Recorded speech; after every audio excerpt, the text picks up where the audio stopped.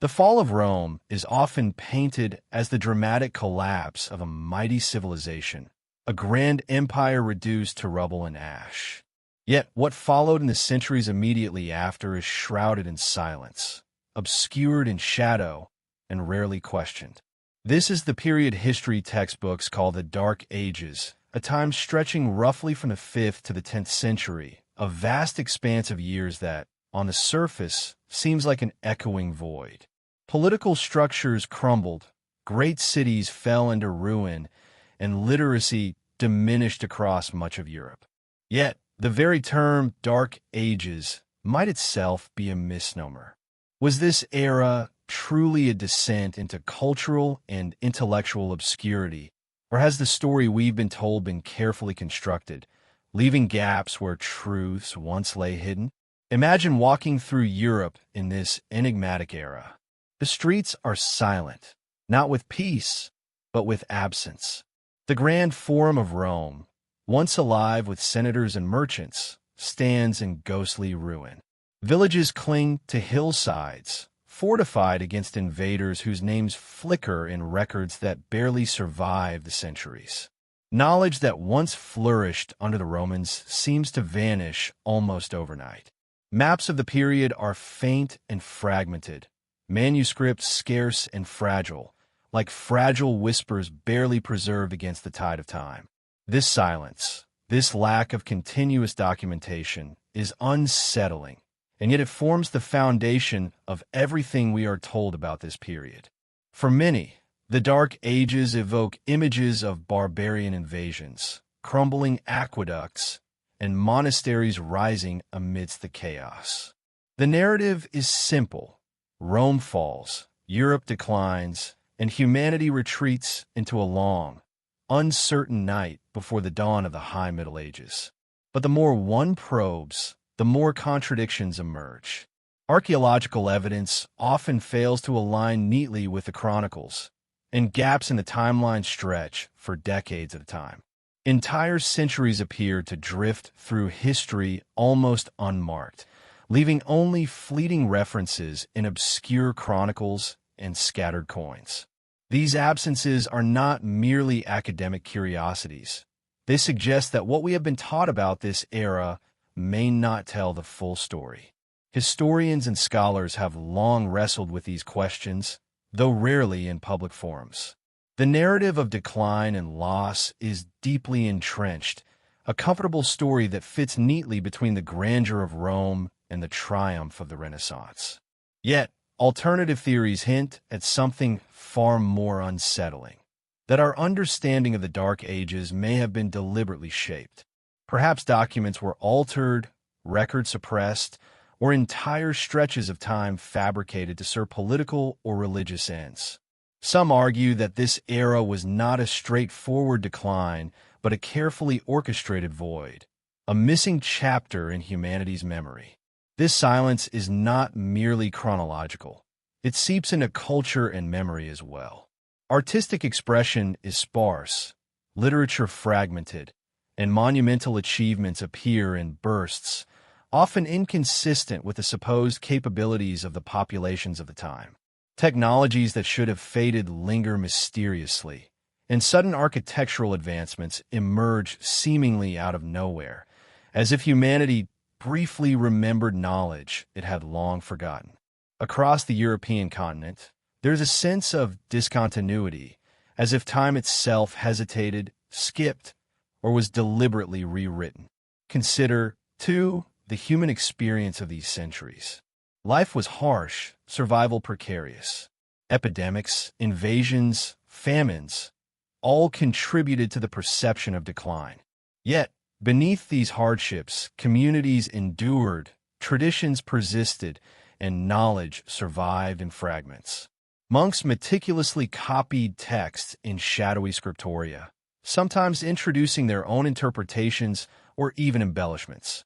Oral histories, passed down in villages and courts, would eventually merge with recorded chronicles, leaving historians centuries later to untangle a tapestry of fact, myth, and deliberate invention. The human story continued, even if the written record appears silent or distorted. And then there is the unsettling question: how much of what we believe about this era is real, and how much is a construct of later centuries? The narrative we inherit portrays a Europe in darkness, but anomalies in timelines, astronomical records, and archaeological layers suggest discrepancies that cannot be ignored. Coins minted in supposedly separate eras appear identical. Architectural techniques repeat inexplicably. References to events or figures sometimes contradict themselves or vanish entirely. These inconsistencies invite the possibility that the Dark Ages may be not simply dark, but deliberately obscured. To understand the magnitude of this mystery, one must approach it with patience and curiosity, letting the mind dwell in the spaces between recorded events. Picture the cloisters of early monasteries, the flickering candlelight illuminating manuscripts that preserve fragments of a lost past.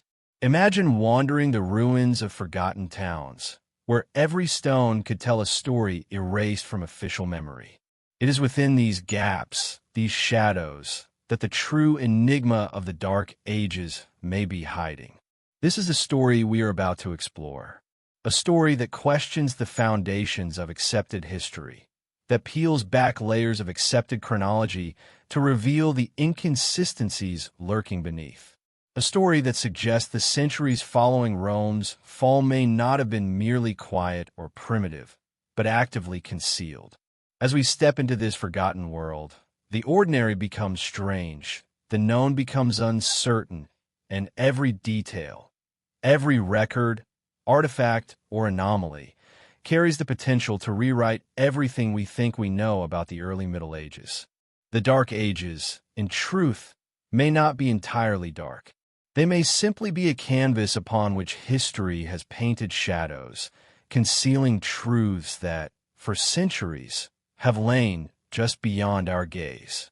And it is in these shadows, in the silence between the centuries, that we begin our journey, seeking the hidden, questioning the accepted, and uncovering the secrets historians tried, perhaps deliberately, to erase.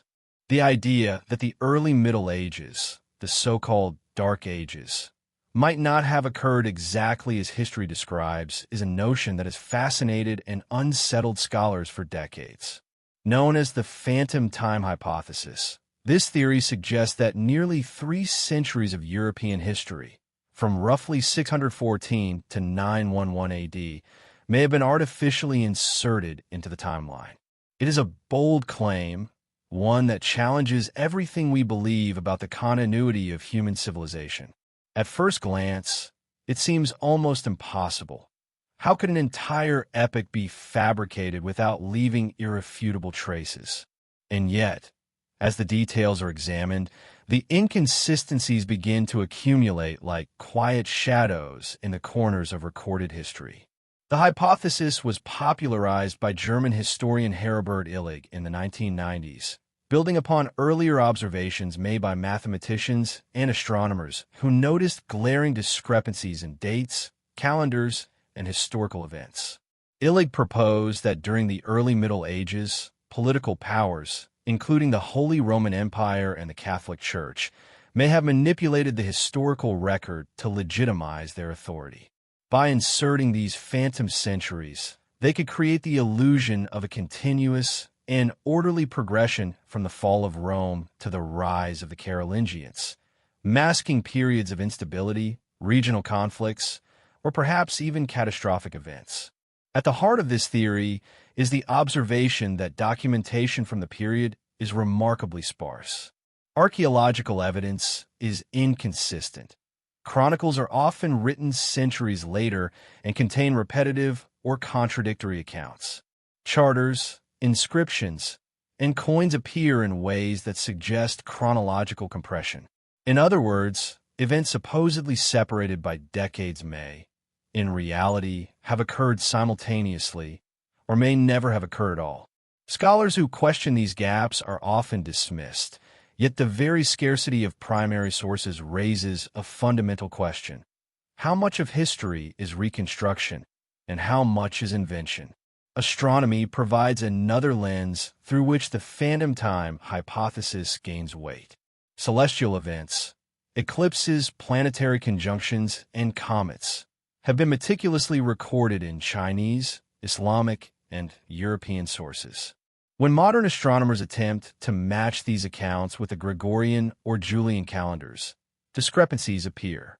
Certain solar eclipses described in medieval chronicles, for example, do not correspond to any calculated occurrence within the alleged time frame. Could it be that the events themselves were misdated, inserted after the fact to fill a fabricated chronology? Or is it possible that an entire set of years simply did not exist in the manner we have been taught? Critics of the hypothesis are quick to point out that gaps in historical records are not unusual. Wars, plagues, and societal collapse often lead to lost documentation. They argue that the absence of evidence is not evidence of absence.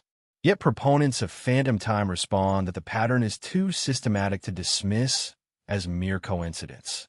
The alignment of architectural advancements, literary production, and dynastic claims across supposedly separate centuries sometimes mirrors earlier periods almost exactly. Such repetition, they suggest, is a hallmark of deliberate duplication rather than natural continuity. One of the most striking examples often cited is the reign of Charlemagne, crowned emperor of the Romans in 800 AD. While his achievements and influence are celebrated as the foundation of modern Europe, the documentary trail leading to his rise is surprisingly thin. Many records were written decades or even centuries after his death, often portraying events in an idealized, almost mythic fashion.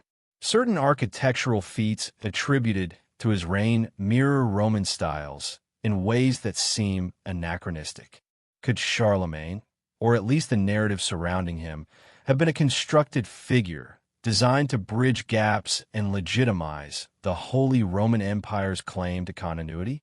The implications of the phantom time hypothesis extend beyond Europe.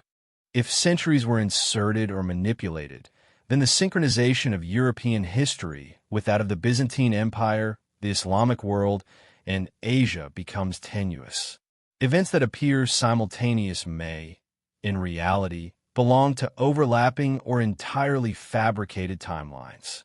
Trade, diplomacy, and cultural exchange, as we understand them, might have been distorted in later records, leaving a historical record that feels coherent but may be fundamentally artificial. Perhaps the most compelling evidence comes from architecture and urban planning. Structures attributed to the early Middle Ages often display a sophistication that seems out of place for the period.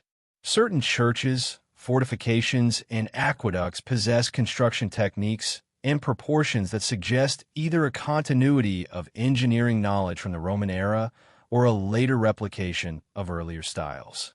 Archaeologists note the lack of intermediate structures bridging Roman and early medieval design, creating sudden leaps rather than gradual evolution. Could these gaps indicate that centuries were condensed or even invented in the historical record? It is important to approach this theory with nuance. Phantom time does not claim that all events, people, or achievements of the early Middle Ages are fabrications. Rather, it proposes that a portion of the timeline was artificially extended or altered, leaving a distorted perception of continuity. The goal, proponents argue, may have been practical. Rulers seeking legitimacy, churches consolidating authority, or chroniclers striving to present a linear narrative that matched ideological or theological frameworks. The result is a story that appears complete, but upon closer inspection, contains silent intervals, centuries that may have existed more on paper than in reality.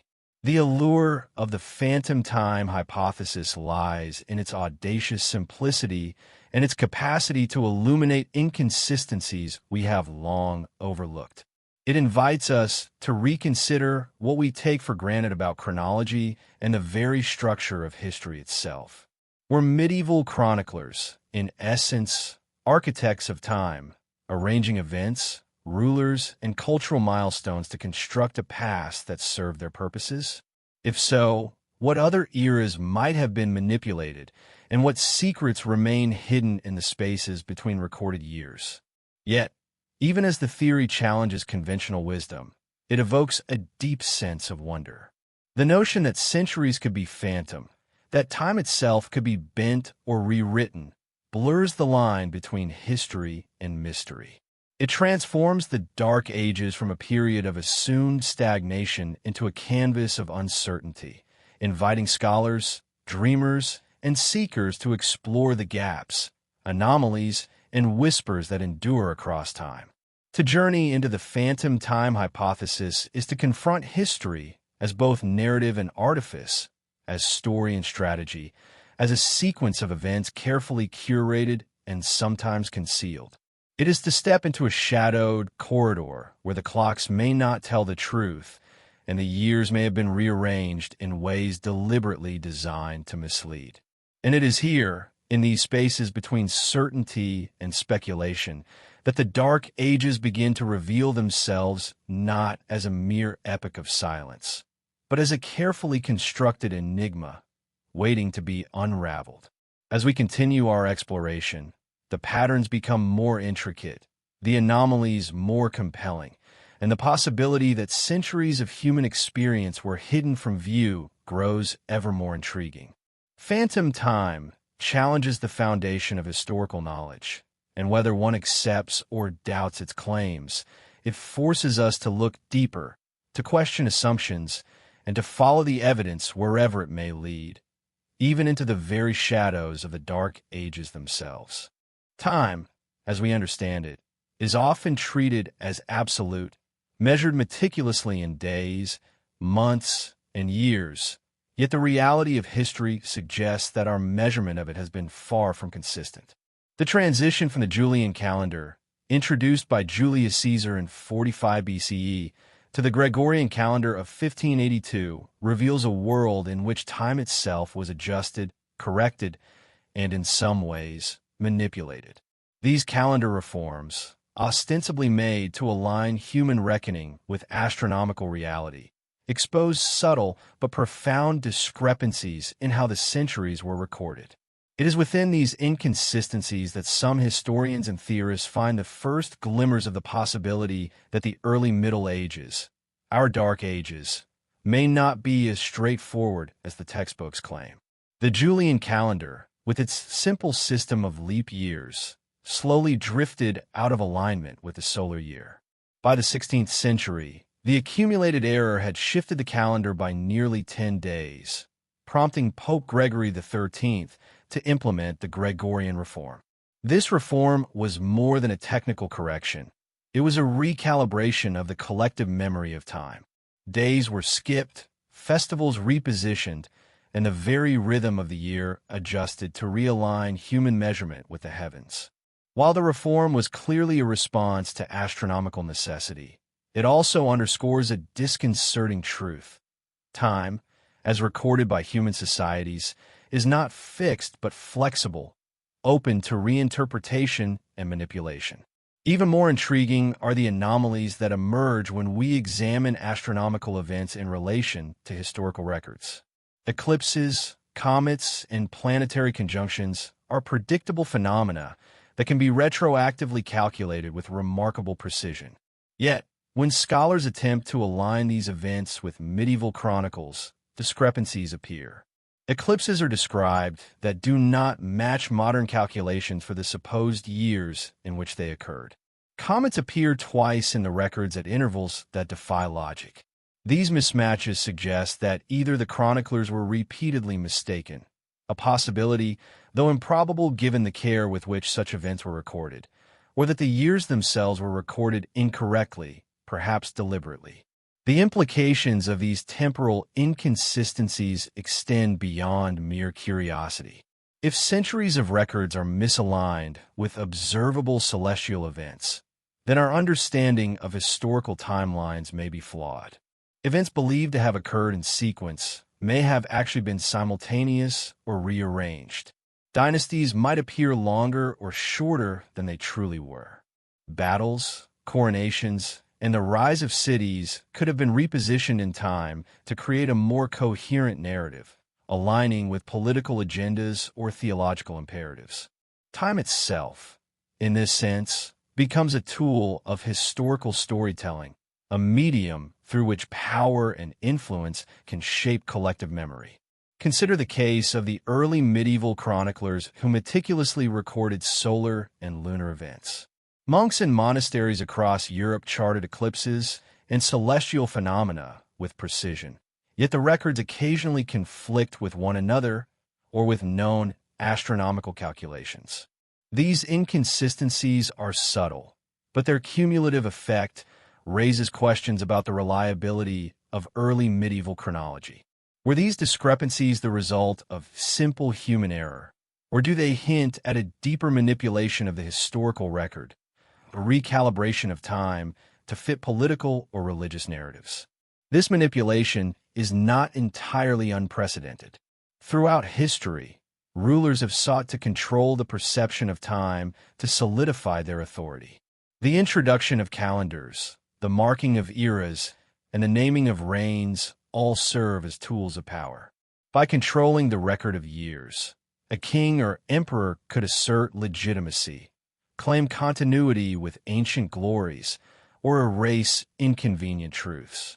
The shift from the Julian to the Gregorian calendar, while ostensibly scientific, serves as a reminder that even the measurement of time is subject to human intervention, and that our chronological frameworks may conceal as much as they reveal. Archaeology adds another layer of complexity.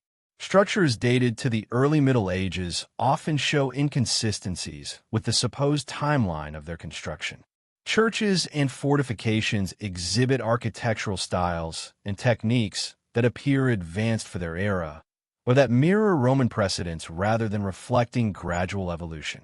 Coins and inscriptions sometimes appear in sequences that do not align with established chronology. Taken together, these anomalies suggest that our measurement of years may have been distorted, whether intentionally or inadvertently, leaving a historical record that is coherent in appearance but unstable in fact. The question then arises, what purpose would such a manipulation serve? Some theorists argue that it may have been designed to legitimize rulers and empires, to create a sense of continuity from the fall of Rome to the rise of medieval kingdoms. By inserting or rearranging years, chroniclers could align dynastic claims, justify territorial expansions, and present a stable, ordered past to a population eager for narrative coherence. Others speculate that catastrophic events, plagues, wars, or natural disasters might have led to gaps in records that were later filled in to maintain the illusion of uninterrupted history. In either case, the manipulation of time emerges as both a practical and a psychological tool, shaping not only what people believed had happened, but also how they understood their place in history. Even modern scholarship cannot fully resolve these questions. The apparent gaps, repetitions, and contradictions in early medieval chronology are difficult to reconcile. Astronomical evidence and archaeological findings occasionally conflict with accepted dates, yet historians remain hesitant to embrace radical reinterpretations of the timeline. This reluctance is understandable. Rewriting centuries of established history would have profound implications, challenging not only textbooks, but also deeply ingrained cultural narratives. And yet, the anomalies persist, like faint echoes in the corridors of time, urging us to question the certainty of chronological records and to consider that the Dark Ages may have been far more enigmatic than conventional history admits. Ultimately, the inconsistencies in calendars, astronomical records, and historical documents invite us to see the early Middle Ages not merely as a period of decline, but as a puzzle, a shadowy terrain where time itself seems to falter. The ordinary rhythm of years, months, and days becomes uncertain, and with that uncertainty comes the possibility that history has been shaped, deliberately or otherwise, to present a coherent story that may not reflect the true sequence of events. In the spaces between recorded dates, in the flickering shadows of eclipses and the faint imprints of architectural anomalies, we glimpse the subtle dislocations that hint at a history concealed, distorted, or lost. As we move further into this investigation, it becomes clear that understanding the Dark Ages requires more than cataloging events or chronicling rulers. It demands attention to the fabric of time itself, to the ways in which centuries are measured, recorded, and perhaps manipulated. By examining the gaps, the anomalies, and the mismatches between celestial phenomena and human records, we begin to see that the story of the early Middle Ages is not only about what happened, but about how history itself can be woven and even rewritten to serve purposes that reach far beyond the immediate events of the time. The Dark Ages, it seems, are as much a story of temporal uncertainty as of political, social, or cultural change, and it is within this uncertainty that the true mystery begins to unfold. Few figures loom larger in the narrative of early medieval Europe than Charlemagne, the so-called Father of Europe. Crowned Emperor of the Romans on Christmas Day in the year 800, he is celebrated as a unifying force, a ruler who restored order after centuries of fragmentation and chaos. His reign is portrayed as the bridge between the ancient world of Rome and the emergent medieval kingdoms, a period when law, culture, and religion coalesced into the foundation of modern Europe. Yet, when one examines the historical record closely, puzzling inconsistencies emerge, anomalies that have led some theorists to question whether Charlemagne, as history presents him, may not have existed in the way we are told, or perhaps even at all. At first glance, his life and achievements seem well documented. Chronicles such as Einhard's Vita, Caroli Magni depict a vibrant and active ruler, a patron of learning and architecture, whose empire spanned much of Western Europe. But these accounts raise immediate questions. Einhard wrote decades after Charlemagne's death, drawing on court documents and oral traditions that may have been shaped by political motives. Many details about the emperor's campaigns, administration, and even personal life appear idealized, almost mythic in nature. Certain events are repeated across sources with little variation, while other claims contradict archaeological evidence or known timelines. The consistency is sometimes too neat, the narrative too polished, suggesting the possibility of deliberate construction rather than faithful documentation. One striking anomaly lies in the material record of Charlemagne's reign. The architectural feats attributed to him. The Palatine Chapel in Aachen, for instance, combine Roman techniques with innovations that would not be widely seen again for centuries. Some historians note that the sudden emergence of advanced masonry, complex geometrical designs, and large-scale stone construction in the early 9th century appears abrupt, with little continuity from previous centuries. Could these structures reflect a longer tradition of knowledge preserved elsewhere, or might they represent later constructions retroactively attributed to Charlemagne to fill gaps in the historical timeline? The patterns of repetition, sudden leaps in sophistication, and the scarcity of intermediate structures raise questions about the accuracy of the accepted chronology. Coins and inscriptions offer further puzzles. The monetary system supposedly standardized under Charlemagne's rule displays an odd uniformity, almost as if coins from different decades were struck in rapid succession. Inscriptions bearing his name and likeness appear in regions where other documentation is lacking, suggesting a selective preservation of evidence. This uneven record makes it difficult to establish a precise sequence of events or to reconcile Charlemagne's purported reign with other contemporary historical markers.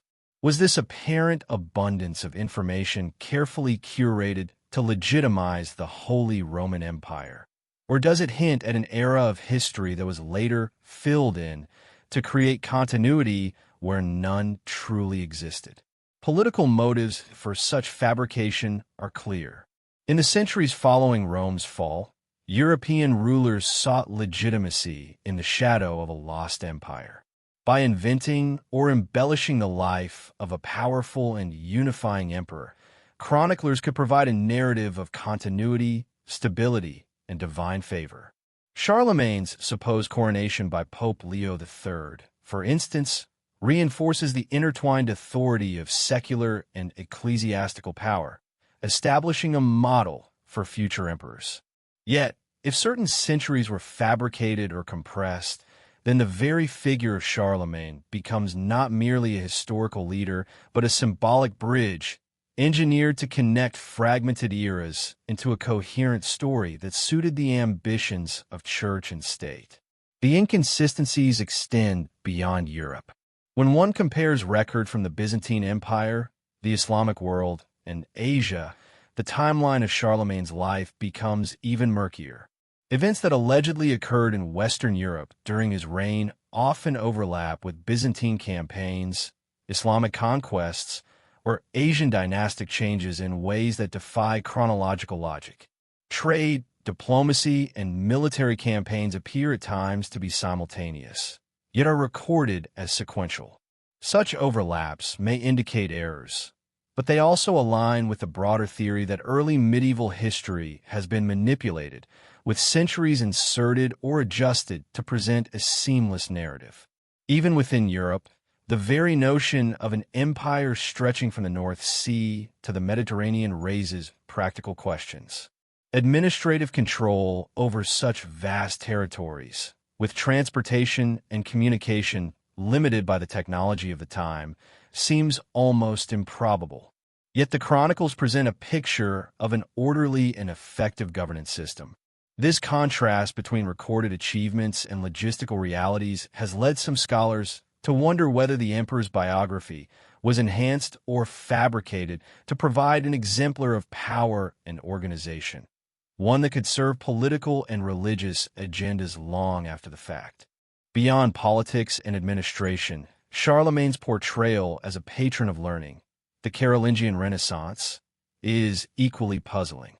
Schools, scriptoria, and the revival of classical texts are credited to his initiative. Yet surviving manuscripts are scarce, and much of the intellectual flowering appears to occur decades after his supposed death. The timing raises questions about causality and attribution. Was Charlemagne the instigator, or is his reign a convenient anchor for cultural developments that actually occurred later? The answer remains obscured by the layers of narrative that chroniclers have built around his life. Even modern historians grapple with these ambiguities. While most accept Charlemagne as a historical figure, the anomalies surrounding his reign, sudden architectural sophistication, chronological gaps, overlapping records, and selective documentation, cannot be ignored. These inconsistencies, when viewed through the lens of theories like the phantom time hypothesis, take on new significance. They suggest the possibility that history may have been retrofitted, with Charlemagne elevated to fill temporal gaps, to lend credibility and continuity to a period otherwise sparse in reliable documentation. The story of Charlemagne exemplifies the broader enigma of the Dark Ages. It demonstrates how a single figure can become both real and symbolic, historical and mythic. Whether he lived precisely as chroniclers describe or exists partly as a construct of later historians, his narrative serves as a reminder that history is not merely a record of events. It is a crafted story, shaped by those who write it, edited for the purposes of legitimacy, memory, and ideology. The inconsistencies in his biography echo the larger anomalies of the early Middle Ages, offering tantalizing hints that the world we believe existed may not have existed exactly as we think. To step into this period is to navigate a landscape of uncertainty, where myth and reality intertwine, where every chronicle, coin, and structure carries the possibility of distortion. Charlemagne's reign, whether factual, embellished, or entirely symbolic, becomes a lens through which the wider mystery of the Dark Ages can be examined. It challenges us to reconsider the narratives handed down to us, and to recognize that the seeming solidity of history may conceal deliberate gaps, inventions, and manipulations. In exploring Charlemagne's world, we confront the unsettling possibility that the early Middle Ages were not merely a period of decline, but a carefully curated era, shaped by those who had both the means and the motive to rewrite time itself. The emperor, towering in legend and legacy, may have been less a man than a historical construct, a tool through which the past was made to appear continuous, orderly, and comprehensible. And in the shadow of this possibility, the Dark Ages begin to reveal themselves not as a simple lapse of civilization, but as a complex and enigmatic tapestry, woven with threads of truth, invention, and deliberate concealment. Across Europe, the remnants of early medieval architecture tell a story that seems at once familiar and inexplicably advanced. Romanesque churches, fortified castles, and monastic complexes rise from the landscape with a sophistication that appears almost sudden, as if they sprang fully formed rather than evolving gradually from the ruins of Rome. The transition from classical antiquity to the Middle Ages, when viewed through these structures, does not appear linear. Instead, it seems punctuated by abrupt leaps in technique, scale, and artistic vision, raising questions about what knowledge survived, what was lost, and what might have been deliberately reintroduced or even fabricated centuries later. Take the Palatine Chapel at Aachen, often attributed to Charlemagne. Its geometric precision, intricate mosaics, and towering stone columns echo the grandeur of Roman architecture while introducing innovations that would not become common for generations. Similarly, cathedrals like St. Michael's in Hildesheim display a mastery of engineering that suggests a deep understanding of mathematics and structural design. Yet when archaeologists examine earlier structures, there is often a puzzling absence of transitional forms. No clear sequence of experimentation, adaptation, or incremental progress. It is as if the knowledge of advanced building techniques had vanished and then reappeared fully formed, leaving behind an archaeological puzzle that defies conventional chronology. This discontinuity is not limited to large-scale constructions. Bridges, aqueducts, and fortifications from the early medieval period display techniques remarkably similar to those of ancient Rome, despite the purported technological regression of the era.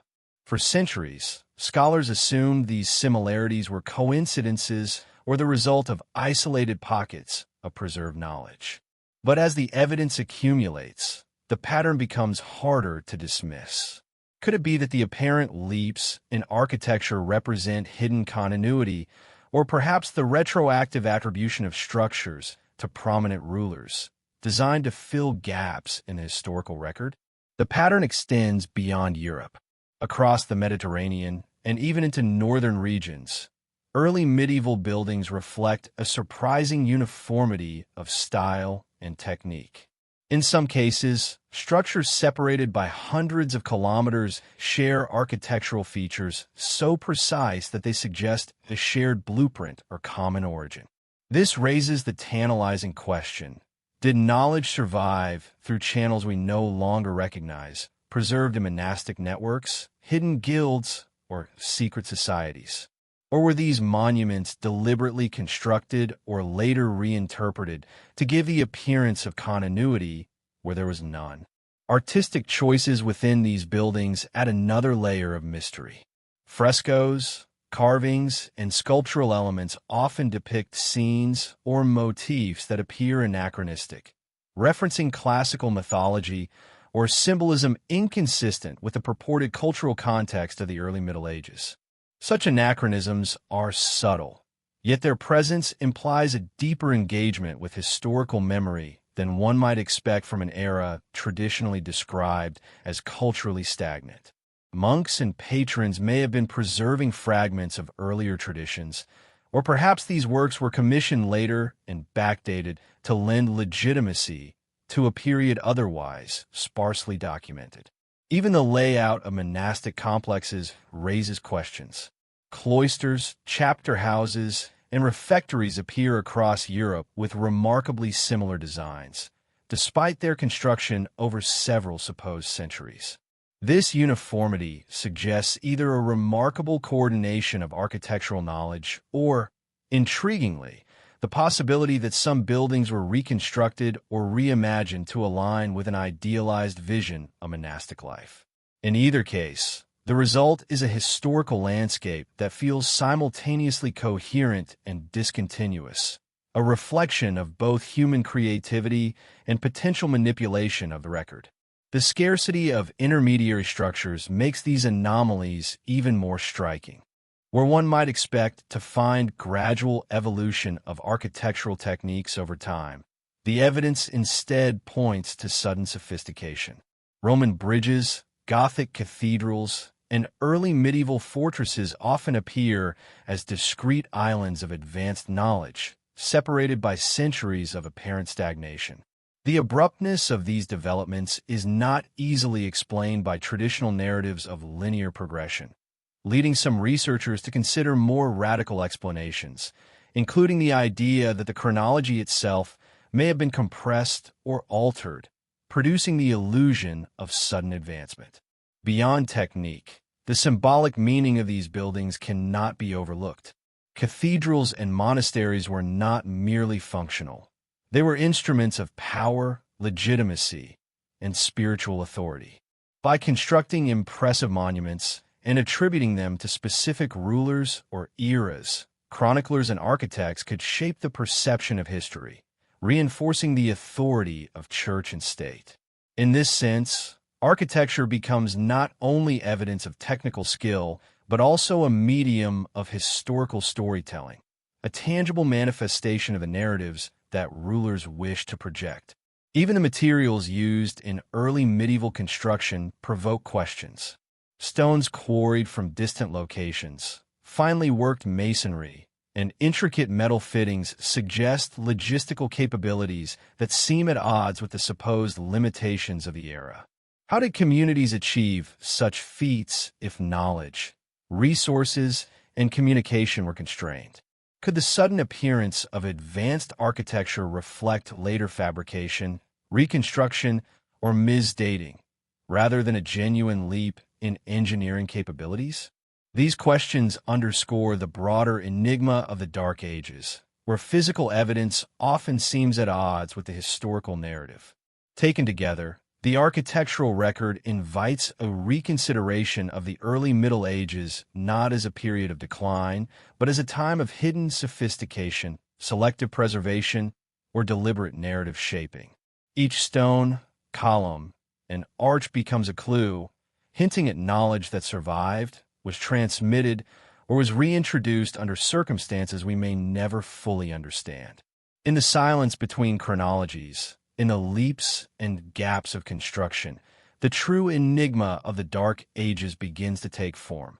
A world where history is written not only on paper, but in stone, mortar, and timber, leaving behind a trail of mysteries that continue to challenge our understanding. As we explore these monuments, both in their grandeur and in their inconsistencies, it becomes clear that the story of the Dark Ages is as much architectural as it is textual. Buildings, like manuscripts, can preserve memory, convey authority, and conceal manipulation. They stand as silent witnesses to a time that, whether lost, fabricated, or misunderstood, continues to fascinate, intrigue, and confound.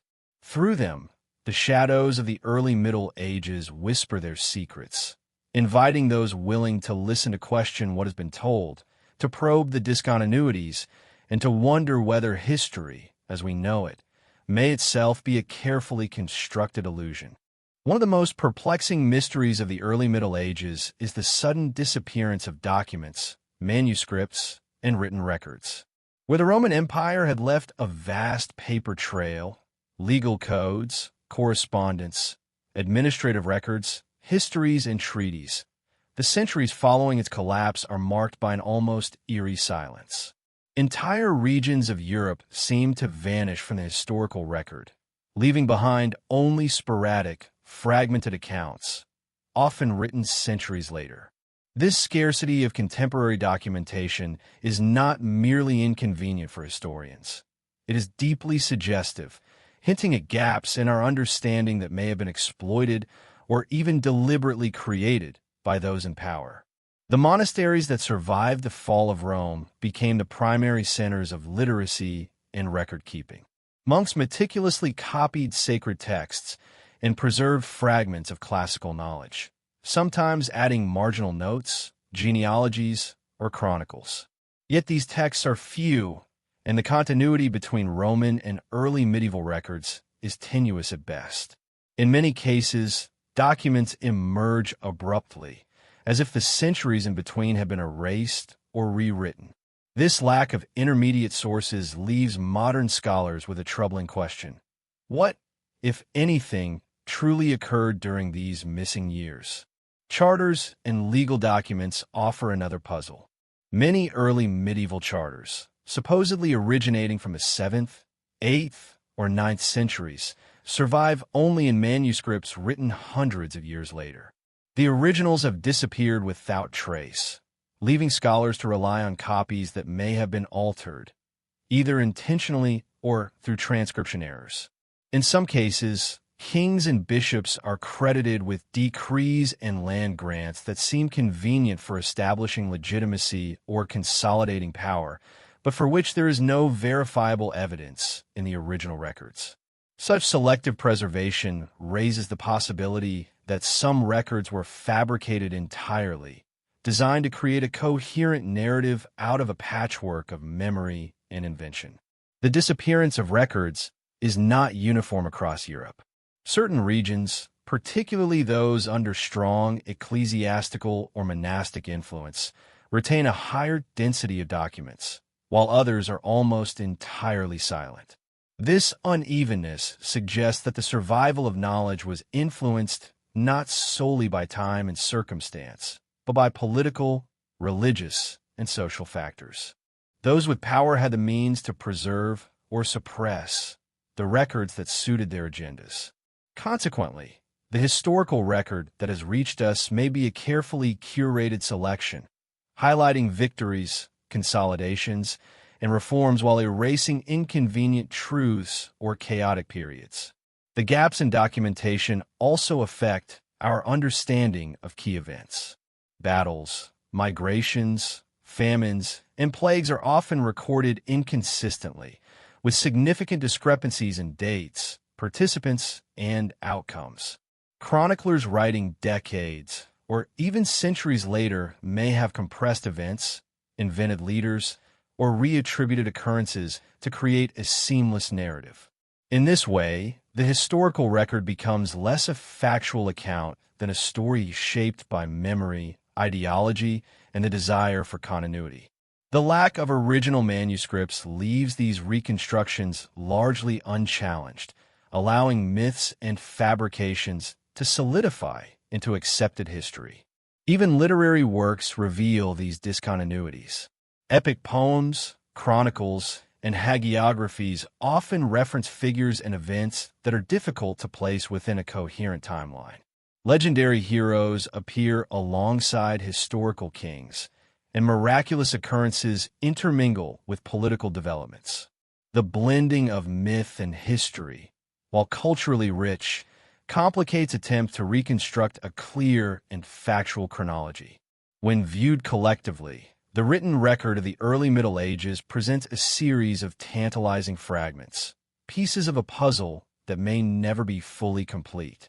Archaeology partially compensates for these textual absences, yet it too raises questions. Structures, artifacts, and burial sites often contradict the timeline suggested by surviving manuscripts. Coins attributed to certain rulers or periods sometimes appear in locations or contexts that make little sense, suggesting either trade, misattribution, or deliberate chronological distortion. Pottery, tools, and art objects occasionally display levels of craftsmanship inconsistent with the supposed technological capabilities of the era. The physical record, like the written one, hints at an underlying continuity or sophistication that official accounts fail to capture. The disappearance of manuscripts is compounded by the deliberate destruction of records. Wars, invasions, and religious reforms frequently targeted libraries and archives. Viking raids, Saracen incursions, and internal conflicts led to the loss of countless texts, while monastic reforms in later centuries sometimes replaced older manuscripts with newly copied versions that aligned with prevailing theological or political ideologies. In some cases, the destruction may have been incidental, yet the effect is the same. Centuries of history became obscured, leaving gaps that modern scholars struggle to fill. This absence of original documentation has profound implications. It forces us to question not only the accuracy of the historical narrative, but also the very nature of historical knowledge. If entire centuries are represented only by fragments, copied texts, and selectively preserved artifacts, then the story of the early Middle Ages may be as much about the preservation or suppression of memory as about the events themselves. The historical silence is not neutral. It is active, shaping what we know and what we are allowed to imagine about the past. Ultimately, the vanishing records of the Dark Ages serve as a reminder that history is not simply discovered, it is reconstructed. Every manuscript that survives, every chronicle that endures, carries with it the biases, intentions, and limitations of those who preserved it. In the absence of original texts, the past becomes a landscape of speculation and interpretation, a shadowed terrain where the ordinary chronology of centuries is disrupted and where entire generations may have been deliberately obscured.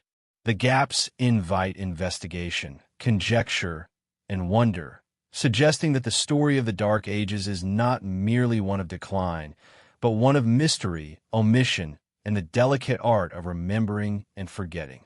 Amid the silence and scarcity of manuscripts in the early Middle Ages, one of the most striking phenomena is the emergence of secretive orders, hidden societies, and enigmatic networks that seem to exist just beyond the reach of recorded history. The Catholic Church, monasteries, and ruling elites were not merely passive record keepers. They were gatekeepers of knowledge. Within the quiet corridors of abbeys, the flickering candlelight illuminated manuscripts that preserved not only spiritual teachings, but also fragments of science, philosophy, and ancient history, often hidden from the public eye. Some of this knowledge was carefully guarded, accessible only to a select few, while other elements were deliberately suppressed, erased, or altered. Consider the Benedictine and Cistercian orders. Beyond their outward religious functions, these monastic communities were centers of intellectual preservation and innovation. Their scriptoria produced texts that combined religious instruction with philosophical inquiry, scientific observations, and historical chronicles. Yet even within these communities, access to certain materials was restricted. Esoteric knowledge, texts containing advanced astronomy, medical understanding, or sophisticated mathematics, was often coded, symbolically illustrated, or reserved for monks deemed sufficiently educated. The result is a historical record that is simultaneously abundant and frustratingly incomplete, offering tantalizing glimpses of sophisticated understanding while obscuring the broader context. The idea that secret knowledge was carefully guarded raises difficult questions about the nature of historical truth. If entire bodies of information were deliberately withheld from general society, then the public record, chronicles, official histories, and governmental documents represents only a fraction of what was known. Legends of hidden libraries, lost codices, and concealed artifacts are not merely fanciful tales. They may reflect a reality in which knowledge was systematically partitioned, controlled, and, in some cases, erased to maintain the power structures of church and state. Some scholars argue that these secretive networks extended beyond monastic walls, connecting with political and mercantile elites. In an era marked by invasions, territorial disputes, and dynastic ambitions, information was a form of power. Those who could read, write, and preserved knowledge controlled the narrative of history itself. Manuscripts that threatened authority, contradicted official accounts, or revealed inconvenient truths were quietly destroyed or altered. In this light, the sparse and fragmented historical record of the Dark Ages is not merely the result of time and decay. It is evidence of deliberate curation, shaping collective memory according to the priorities of the powerful. These guarded networks also intersect with legends of mystical knowledge, alchemy, and proto-scientific inquiry.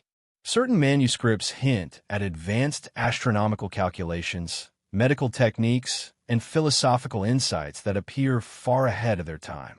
Consider texts that describe the movements of planets, eclipses, or even distant lands with remarkable accuracy. In many cases, such knowledge would have been dangerous if widely accessible, potentially undermining religious or political authority. By restricting access, these hidden orders could both protect the knowledge and enhance their own influence, creating an elite class of educated insiders while leaving the general populace in relative ignorance. The very secrecy of these societies has contributed to centuries of speculation. Stories of hidden treasures, lost libraries, and encoded manuscripts abound, passed down in legends and often dismissed as myth. Yet archaeological discoveries occasionally lend credence to such tales. Manuscript fragments found beneath monastery floors, hidden reliquaries containing unexpectedly sophisticated artifacts, and architectural anomalies suggest that significant knowledge was indeed concealed, intentionally placed beyond the reach of the average observer.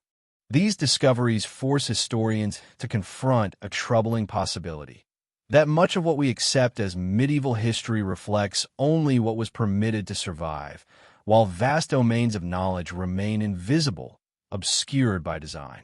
Secretive knowledge also implies a hierarchy of literacy and education. In an era when most of the population was illiterate, the ability to read, interpret, and preserve texts was a form of elite power. Monks, scholars, and select political advisors held a monopoly over written history and technical knowledge. Within cloistered walls, texts could be annotated, altered, or supplemented in ways that subtly shaped the understanding of events. Over generations, these alterations could produce a version of history that was both coherent and carefully tailored, allowing those in power to dictate the narrative of past events, the lineage of rulers, and the chronology of empires. One cannot ignore the role of symbolism and encoded messages within these manuscripts. Esoteric diagrams, obscure marginalia, and symbolic illustrations often convey meaning that is accessible only to those trained to read them. These hidden layers of knowledge suggest that medieval scribes were not simply copying texts. They were curating, interpreting, and embedding additional information. Whether the purpose was spiritual, scientific, or political, the result is a textual landscape in which what appears on the surface is only a fraction of the truth, leaving modern scholars to decode centuries-old puzzles with incomplete clues.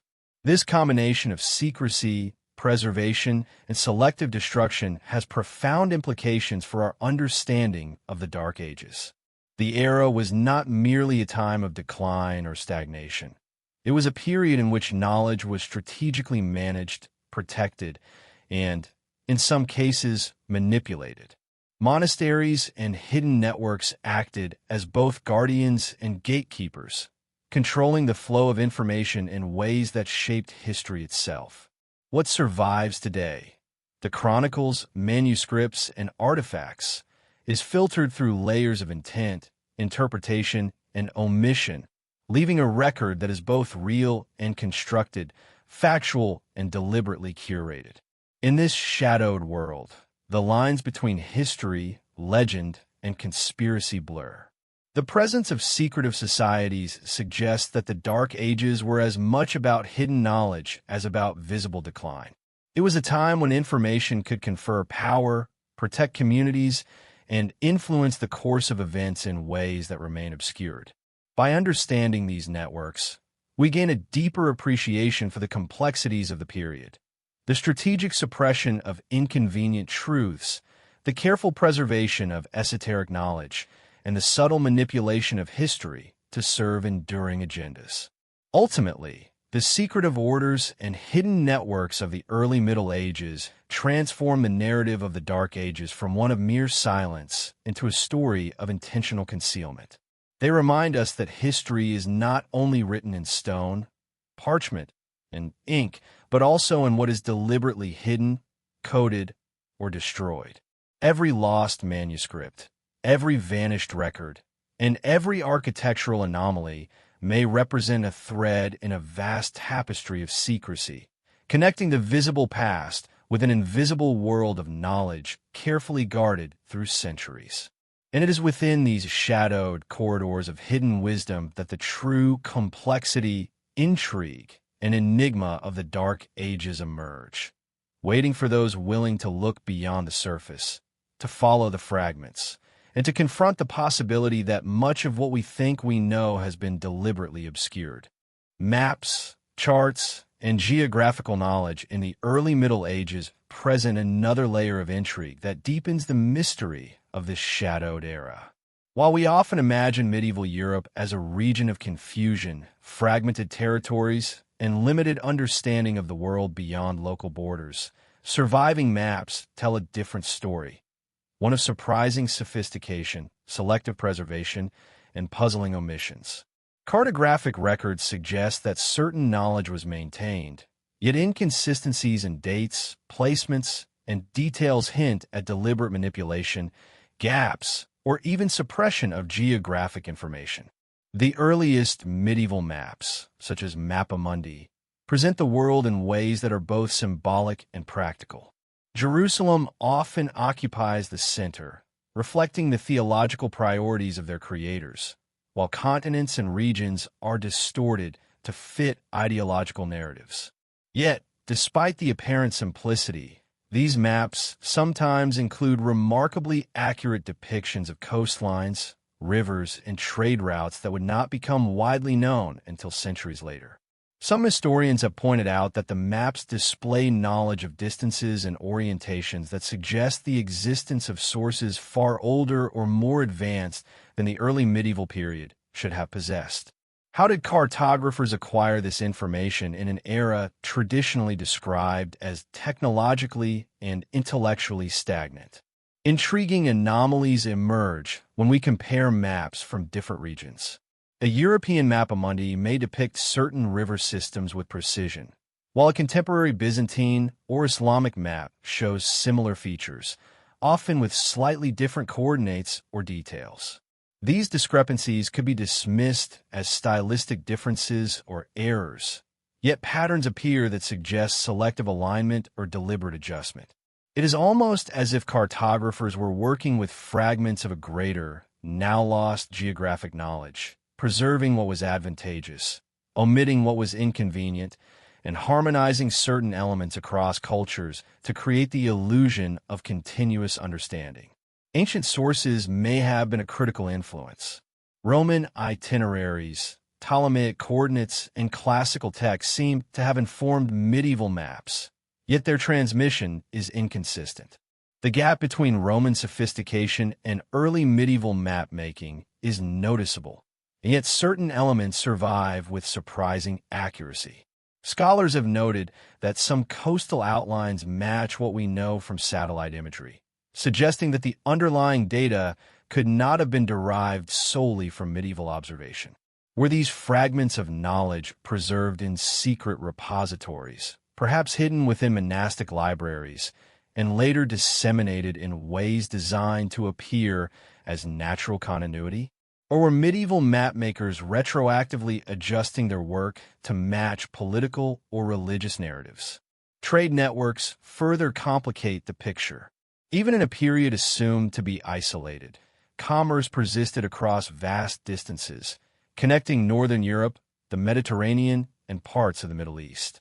Merchants, travelers, and diplomats carried knowledge of routes, resources, and distant lands, yet the maps that survive show selective emphasis. Certain regions, rivers, or ports are depicted in meticulous detail, while other areas remain blank or inaccurately represented. This selective emphasis may reflect political priorities, the availability of first-hand knowledge, or deliberate concealment. Maps thus function as both tools of navigation and instruments of influence, shaping perception as much as reality. Geographical anomalies are particularly striking when we examine distant lands. Descriptions of the British Isles, Scandinavia, or regions of Eastern Europe often combine accurate observation with mythic or symbolic elements. Mountains, rivers, and cities appear in unexpected arrangements, and some features described in text lack corresponding archaeological evidence. These inconsistencies hint at a dual purpose. Maps were practical guides for travelers and administrators, but they were also carefully curated representations of the world, intended to reinforce religious, political, or cultural narratives. Even the role of astronomical knowledge in map-making cannot be overlooked. Medieval cartographers often relied on celestial observation to determine latitude, direction, and seasonal cycles. Yet the accuracy of these measurements varies dramatically, suggesting that some knowledge may have been preserved, while other information was lost, misinterpreted, or selectively transmitted.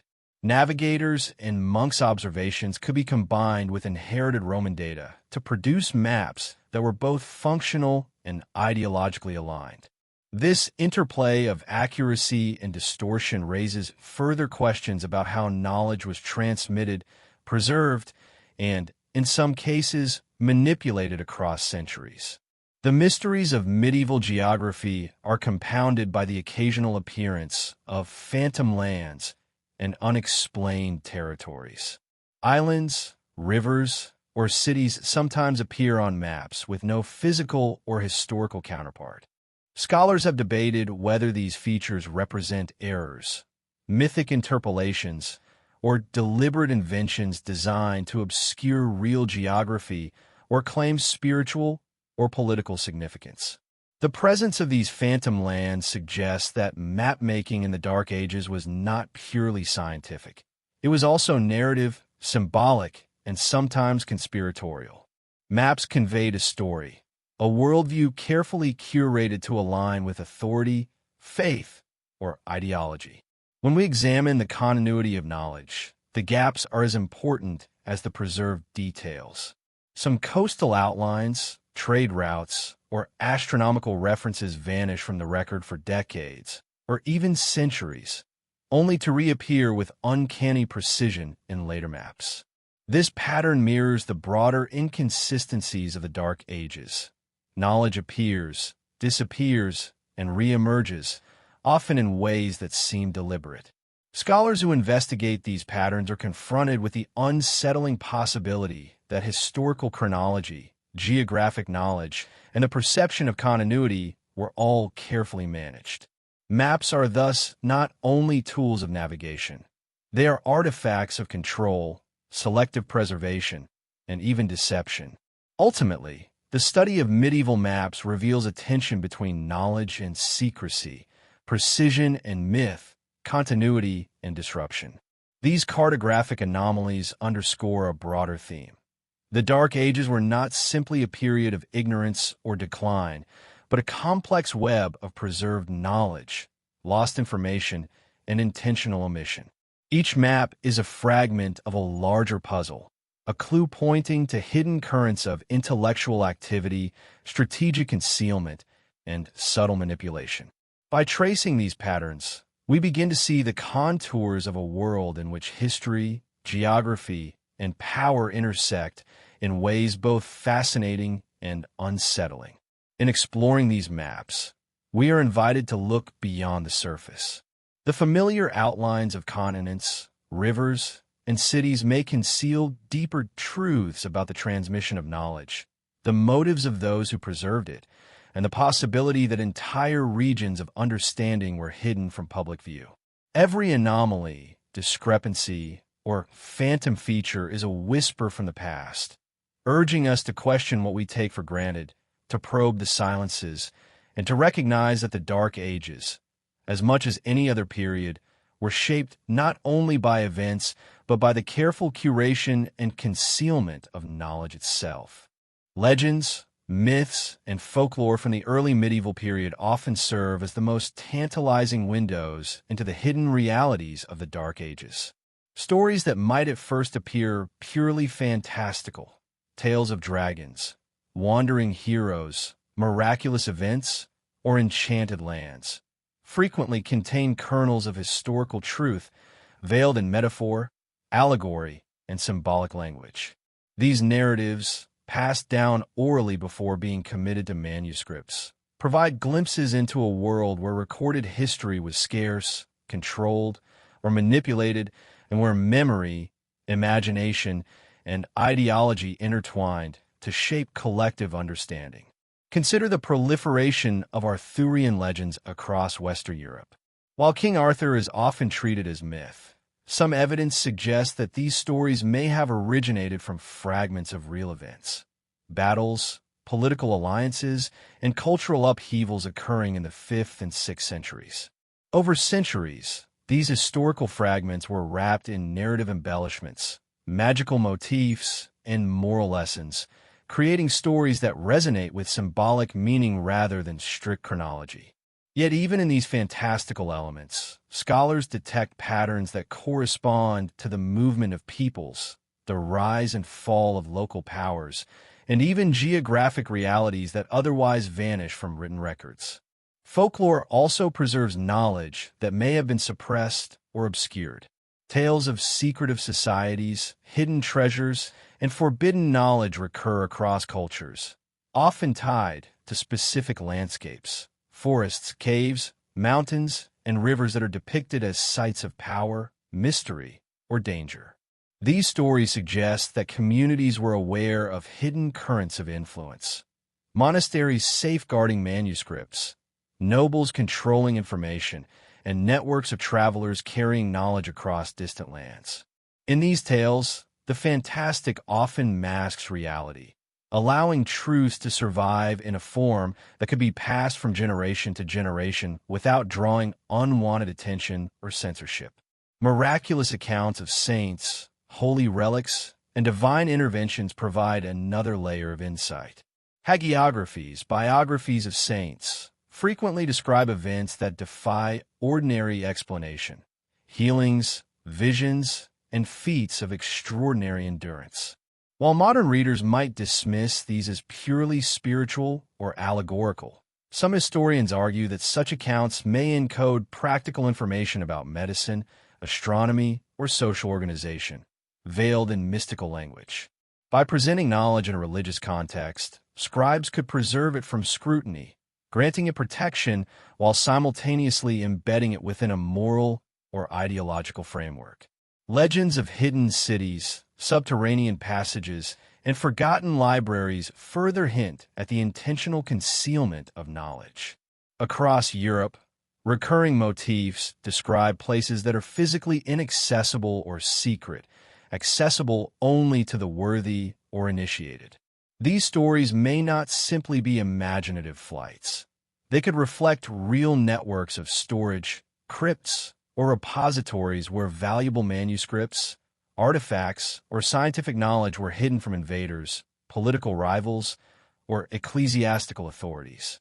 Such concealment would explain the sudden emergence of knowledge, architecture, and manuscripts centuries later, as if the past had been temporarily removed from view and then carefully reintroduced. Even oral traditions carry subtle evidence of historical continuity. Ballads, songs, and ritual narratives encode genealogies, migrations, and notable events that may not appear in surviving texts. When cross-referenced with archaeology, numismatic evidence, and the occasional surviving manuscript, these oral histories provide hints of a larger, interconnected world that ordinary records fail to capture. In many ways, folklore acts as a parallel archive, preserving fragments of information that formal documentation deliberately or inadvertently omitted. The symbolic use of myth extends to political and religious power as well. Kings, nobles, and church authorities often co-opted folklore to legitimize authority, inspire loyalty, or instill fear. Legendary ancestors, miraculous events, and divine sanction imbued rulers with a sense of inevitability and inevitability, even when their historical reality was far more complex or opaque. These manipulations demonstrate the dual function of myth. It was both a repository of hidden truth and a tool for shaping perception, reinforcing hierarchies, and controlling the narrative of history. Anomalous references in medieval literature further deepen the mystery. Some texts allude to technology, geographic knowledge, or events that appear impossible for their supposed era. References to distant lands, complex engineering, or astronomical observations sometimes appear in folklore, suggesting that knowledge survived through unconventional means, whether encoded symbolically or disguised within allegory. These hints challenge our assumptions about what was possible during the Dark Ages, suggesting that history may have been deliberately obfuscated or selectively preserved to control who had access to advanced understanding. Religious texts, too, contain encoded narratives that blur the line between legend and history. Biblical exegesis, apocryphal stories, and commentary on saints often incorporate historical events, societal norms, or cultural memory under the guise of moral instruction.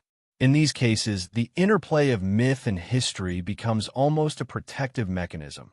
Knowledge could be preserved without directly confronting prevailing authority, allowing scribes and scholars to maintain continuity while avoiding censorship or persecution.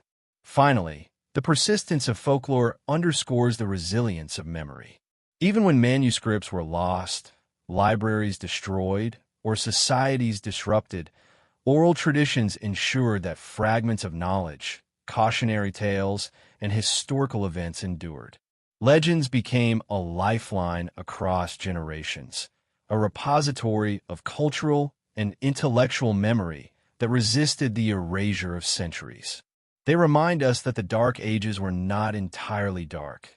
They were illuminated in small, flickering lights, preserved in songs, stories, and myths, offering clues to a past that is otherwise inaccessible. In essence, legends and myths provide a bridge between recorded history and hidden reality. They suggest that even when official chronicles were silent, distorted, or fabricated, human memory found ways to preserve essential truths, encoded in narrative, symbol, and allegory. The Dark Ages emerge not as a void, but as a layered, complex tapestry in which historical events, spiritual beliefs, and cultural memory intersect, often in ways that challenge the conventional understanding of time, causality, and progress. Folklore, in this sense, becomes both a mirror and a map, a reflection of a hidden past and a guide to the mysteries that have survived the centuries. The influence of the Church during the medieval era was profound, extending far beyond spiritual guidance into the very shaping of history itself. It was not merely an institution of faith. It was a formidable force that dictated what could be recorded, what could be taught, and even what could be remembered. In monasteries, cathedrals, and cloistered libraries, the scribes who preserved knowledge also acted as gatekeepers. They decided which manuscripts survived and which were consigned to oblivion. It is within this delicate balance of preservation and suppression that the true power of the Church becomes visible, and the more one examines it, the more one realizes how the narrative of the so-called Dark Ages was meticulously curated. The Church wielded an authority that allowed it to control not just the interpretation of Scripture, but the interpretation of events themselves. Chronicles and annals from the era were often written under clerical supervision, their content filtered to reflect a worldview that reinforced ecclesiastical dominance. Battles were framed as divine judgments, rulers as instruments of God, and scientific inquiry was sometimes censored when it challenged theological orthodoxy. What appears on the surface as a historical record is often layered with intention, carefully shaped to guide public perception. And yet, between the lines of these official histories, one can detect faint traces of suppressed realities, hints of thriving cities, technologies ahead of their time, and societies that defy the accepted narrative of decline. The very act of determining which manuscripts were worthy of copying and preserving was, in essence, an act of historical engineering. Consider the countless texts that have been lost to time, works on mathematics, astronomy, medicine, and engineering that existed in the early Middle Ages but are known to us only through fleeting references. Some of these texts were deliberately destroyed because their content was considered heretical or threatening to the prevailing order. Others were quietly hidden, accessible only to a select few within monastic circles. This selective preservation created a reality in which knowledge appeared to vanish, contributing to the myth of a dark period. In truth, much of this knowledge may have survived in obscurity, encoded in manuscripts, symbols, and oral traditions, awaiting rediscovery centuries later. One of the more fascinating aspects of the Church's influence is the manner in which architecture itself became a tool of memory control. Cathedrals and abbeys were not merely houses of worship. They were repositories of coded information. Stained glass windows depicted biblical stories, yes, but many also contained subtle astronomical and mathematical references, allegorical images, and patterns that corresponded to hidden knowledge. Even the orientation of buildings, the placement of altars, and the alignment with celestial events suggest a deliberate encoding of information that could survive without directly confronting official doctrine. The Church, in this sense, acted as both custodian and censor, preserving fragments of forbidden knowledge in forms that could be interpreted only by those trained to see them. Yet the Church's hand in shaping history was not solely intellectual. It was political and, at times, ruthless. Entire events were rewritten, suppressed, or recast to fit a narrative of divine providence. Kings who defied ecclesiastical authority could be erased from records. Rebellions could be minimized, and cultural achievements outside the Church's control could be ignored or disparaged. Through this lens, the Dark Ages begin to appear less as a period of ignorance and more as a carefully managed silence, a time when the contours of memory were dictated by a central authority intent on maintaining power. It raises the unsettling possibility that much of what we consider lost history was not lost by accident, but by deliberate design. The tension between preservation and suppression becomes especially apparent when examining the relationship between the Church and scientific knowledge. Astronomical observations, medical treatises, and mathematical texts often survived only in monasteries, hidden from public scrutiny. When these works were eventually rediscovered, centuries later, they seemed to appear out of nowhere, as if the medieval world had been entirely unaware of such advancements. Yet careful study reveals that the knowledge never truly vanished. It was carefully sequestered, its dissemination restricted. By controlling access to this information, the Church shaped not just immediate perceptions, but the trajectory of intellectual development for generations. Even in matters of literature and philosophy, ecclesiastical oversight played a decisive role. Tales of heroes, chronicles of distant lands, and philosophical treatises were all filtered through clerical lenses. Stories that might have challenged established religious or political hierarchies were edited, reframed, or omitted. In some cases, entire cultural narratives were rewritten, aligning memory with doctrine. For the ordinary medieval person, the world became one in which history, morality, and divine were inseparable. The Church, therefore, was not merely recording history. It was authoring it, shaping the very consciousness of the age. Yet the Church was not a monolith. Within its ranks were individuals who quietly questioned, recorded, and preserved knowledge at odds with official teachings. These scholars and clerics became invisible custodians of truth, preserving texts that might otherwise have vanished. In some cases, This clandestine preservation appears almost conspiratorial, a hidden network ensuring that human knowledge could survive even as official narratives sought to erase it. It is within this tension between censorship and preservation, suppression and safeguarding, that the true story of the Dark Ages emerges. By examining the Church's pervasive influence, a pattern becomes clear. The historical narrative we inherit is partial, carefully curated, and shaped by authority. The notion of a dark period is less a reflection of ignorance and more a reflection of selective memory. Behind the grand cathedrals, illuminated manuscripts, and solemn rituals lies a shadow history, one in which knowledge, power, and memory were intertwined, and in which truths were carefully hidden from those who were not deemed ready to receive them. The Dark Ages, therefore, are not merely a story of decline. They're a story of control, concealment, and the enduring human struggle to preserve truth in the face of authority. To walk through this era with eyes attuned to its subtleties is to perceive the invisible currents of influence, to see the hints of knowledge quietly preserved behind stone walls, and to understand that the very history presented to us is a partial construct. The Church was the ultimate arbiter of memory, shaping what would be remembered and what would fade into obscurity. And as we trace these threads, we begin to glimpse a hidden world, a medieval reality far richer, more complex, and more deliberately obscured than the simplified stories we have long been told.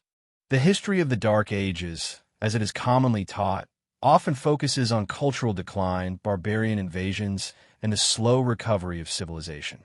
Yet beneath this simplistic narrative lies a far more complex story, one in which entire wars, political upheavals, and even the existence of certain rulers were deliberately minimized, erased, or reshaped. The medieval world was not merely chaotic. It was meticulously curated, and many events were recast to suit the agendas of those with the power to control records. As we delve deeper into the hidden history of these times, it becomes evident that what we think we know about medieval Europe is only the surface of a much larger, more enigmatic reality. Some of the most striking examples of deliberate suppression involve wars and conflicts that vanish almost entirely from official accounts. Battles that might have been decisive in shaping territories or determining the fate of kingdoms are often reduced to passing mentions, while others are ignored altogether. Chronicles written under clerical supervision frequently reframe these events, portraying outcomes in ways that reinforce the authority of the Church or favored particular dynasties. In some cases, entire campaigns of conquest disappear from contemporary records, only to be hinted at in obscure letters, fragmented manuscripts, or localized folklore. The absence of these narratives creates a sense of emptiness, the illusion of a period defined by chaos rather than by the active maneuvers of political and military forces. Equally compelling are instances where entire populations seem to vanish from history, their fates unexplained, their cities forgotten.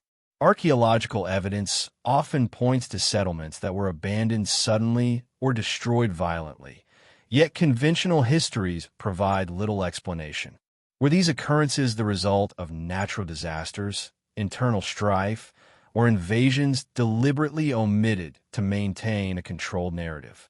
In some regions, towns and villages disappeared from maps almost overnight, leaving traces only in the whispers of local legends. These gaps suggest that the historical record we rely on is incomplete by design, shaped not only by what was recorded, but also by what was intentionally left out. Political cover-ups were not limited to erasures of battles or cities. The succession of kings, the rise of new dynasties, and the consolidation of power were often sanitized to present a more orderly narrative. Rival claimants were sometimes omitted entirely from the record, their influence minimized, or their actions framed as illegitimate. Propaganda, in the form of official chronicles and letters, was employed to shape public perception, ensuring that the official story aligned with the interests of the ruling class. In effect, history became a tool of governance, a means to legitimize power while obscuring the messy realities of political maneuvering. Even when wars and rebellions were recorded, the framing often distorted reality. Victories could be exaggerated, defeats downplayed, and atrocities hidden. Chroniclers, consciously or unconsciously, shaped events to fit moral or religious narratives. Battles were cast as divinely ordained, leaders as chosen instruments of God, and rebellions as punishable by divine judgment. These interpretations subtly reinforced the perception that history followed a moral logic rather than being a series of contingent, complex events. Yet, when one reads between the lines, it becomes clear that many accounts are selective, presenting only the fragments that serve the desired image of order and piety. The consequences of these omissions were profound. Knowledge of military strategies, diplomatic alliances, and the social impact of conflict was lost or fragmented. Societies may have been far more organized and technologically advanced than mainstream history suggests, with armies capable of sophisticated logistics and rulers enacting complex political strategies. Yet by controlling the narrative, those in power effectively rewrote collective memory, turning active periods of innovation and influence into a seemingly stagnant darkness. The suppression of inconvenient truths, whether intentional or simply the result of selective recording, created the illusion of decline and stagnation, masking a reality that was far more dynamic and interconnected. Some historians and archaeologists have begun to uncover traces of these hidden conflicts through careful analysis of material evidence. Buried fortifications, abandoned cities, and scattered weapons suggest that warfare during the Dark Ages was not the rudimentary affair often depicted. There are hints of strategies and campaigns that rival the sophistication of later medieval conflicts. Yet much of this evidence remains peripheral to conventional histories. The fragments, however, reveal a pattern. Periods of seemingly inexplicable change, sudden collapses of settlements, and abrupt shifts in political control. These anomalies point toward active suppression of historical memory, as if entire chapters of European history had been intentionally removed from the collective record. Oral tradition played a crucial role in preserving these hidden histories. In regions where written records were scarce or censored, bards, storytellers, and local chroniclers carried the memory of battles, heroic deeds, and political intrigue. Over time, these stories were transformed into legends, allegories, and myths, preserving kernels of truth while obscuring the details. For modern researchers, these tales offer tantalizing glimpses into events that formal records ignore, hinting at wars fought, alliances forged, and rulers who operated entirely outside the mainstream narrative. When pieced together carefully, these fragments suggest that the Dark Ages were not a void of history, but a carefully curated canvas upon which selective memory painted a version of reality favorable to those in power. The implication is unsettling. Much of what we consider lost or forgotten may have been deliberately hidden. By erasing inconvenient wars, concealing political machinations, and reframing the rise and fall of rulers, medieval authorities shaped the perception of an entire epoch. The Dark Ages were not simply a period of ignorance or decline. They were an era in which knowledge, memory, and narrative were manipulated, controlled, and concealed. Every missing battle, every erased king, every abandoned city serves as a whisper of a hidden story, a reminder that history is not merely what happened, but what someone chose to record. To contemplate the Dark Ages in this light is to see them as a labyrinth of secrecy, a time in which political control and historical memory were inseparably intertwined. The wars that were fought, the leaders who wielded power, and the upheavals that reshaped societies may have occurred far differently than the official accounts suggest. And as we uncover the fragments, the manuscripts, ruins, and oral traditions, we begin to glimpse a world alive with activity, conflict, and intrigue, hidden beneath the silence imposed by centuries of selective recording. The Dark Ages, far from being a time of passive decay, emerge as a period of deliberate concealment, a puzzle that challenges every assumption we have about medieval Europe. The maps of the medieval world, those delicate parchment sheets adorned with inked lines and intricate illustrations, were more than simple navigational tools. They were vessels of knowledge, repositories of wisdom, and in many cases, instruments of secrecy.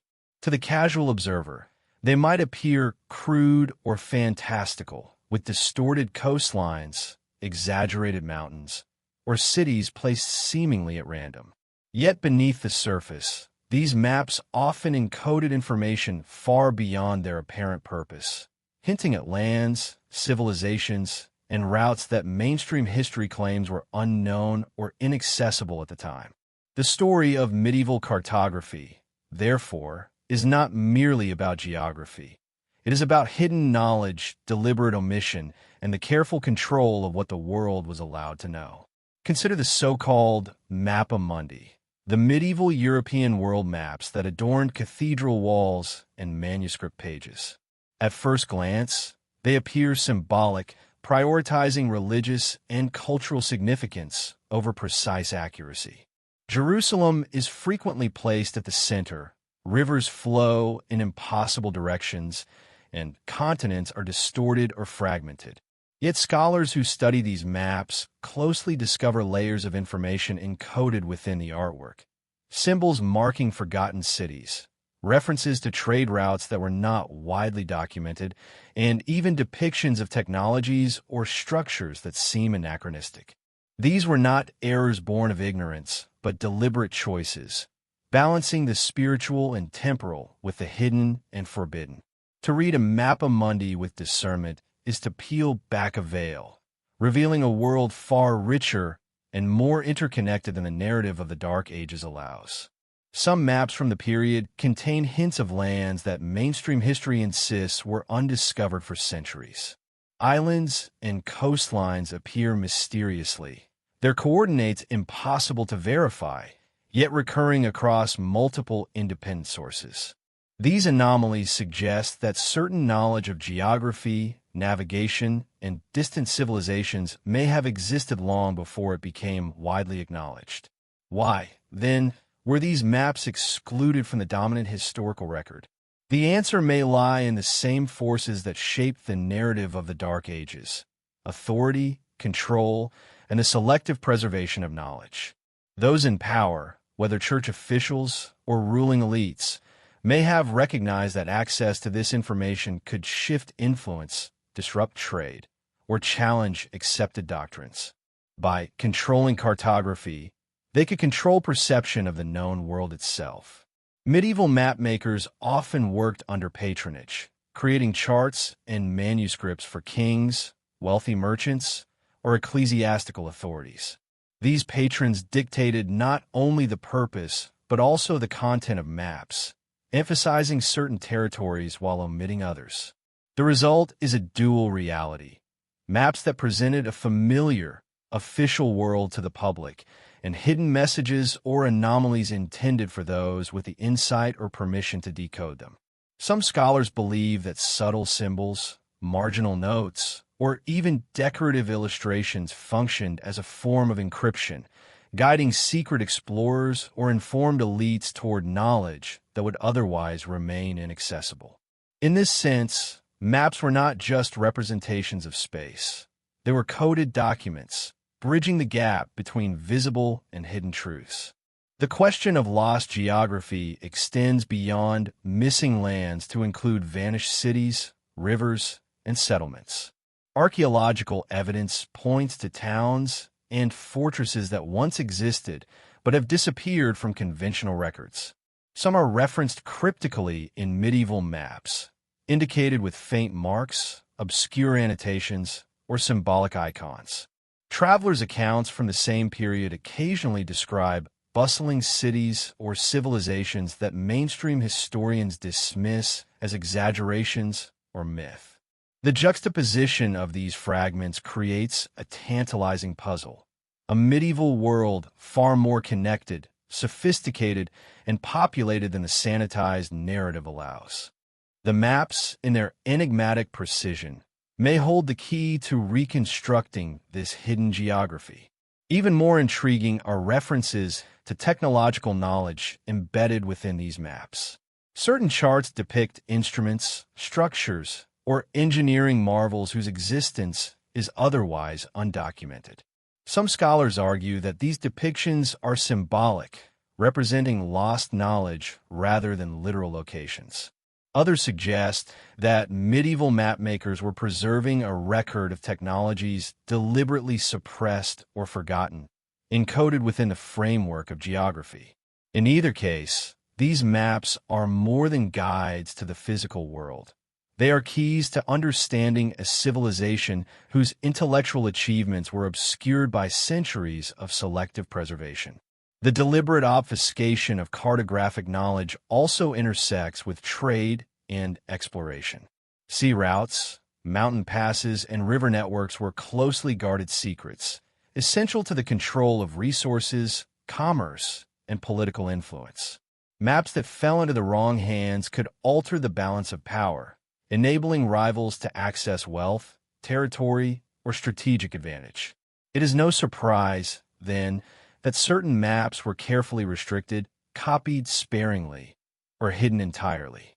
The few surviving examples may represent only a fraction of what was once known, hinting at a lost tradition of geographical and navigational expertise that challenges the notion of a dark medieval Europe. There is also a mystical dimension to consider. Medieval maps frequently incorporate astrological symbols, religious iconography, and references to allegorical lands. While these elements may seem decorative or symbolic, they often serve to encode knowledge that intersects with prophecy, sacred geometry, and hidden wisdom. Certain mappa mundi align with celestial events, suggesting that navigation, astronomy, and esoteric knowledge were intertwined. The maps were not merely practical tools.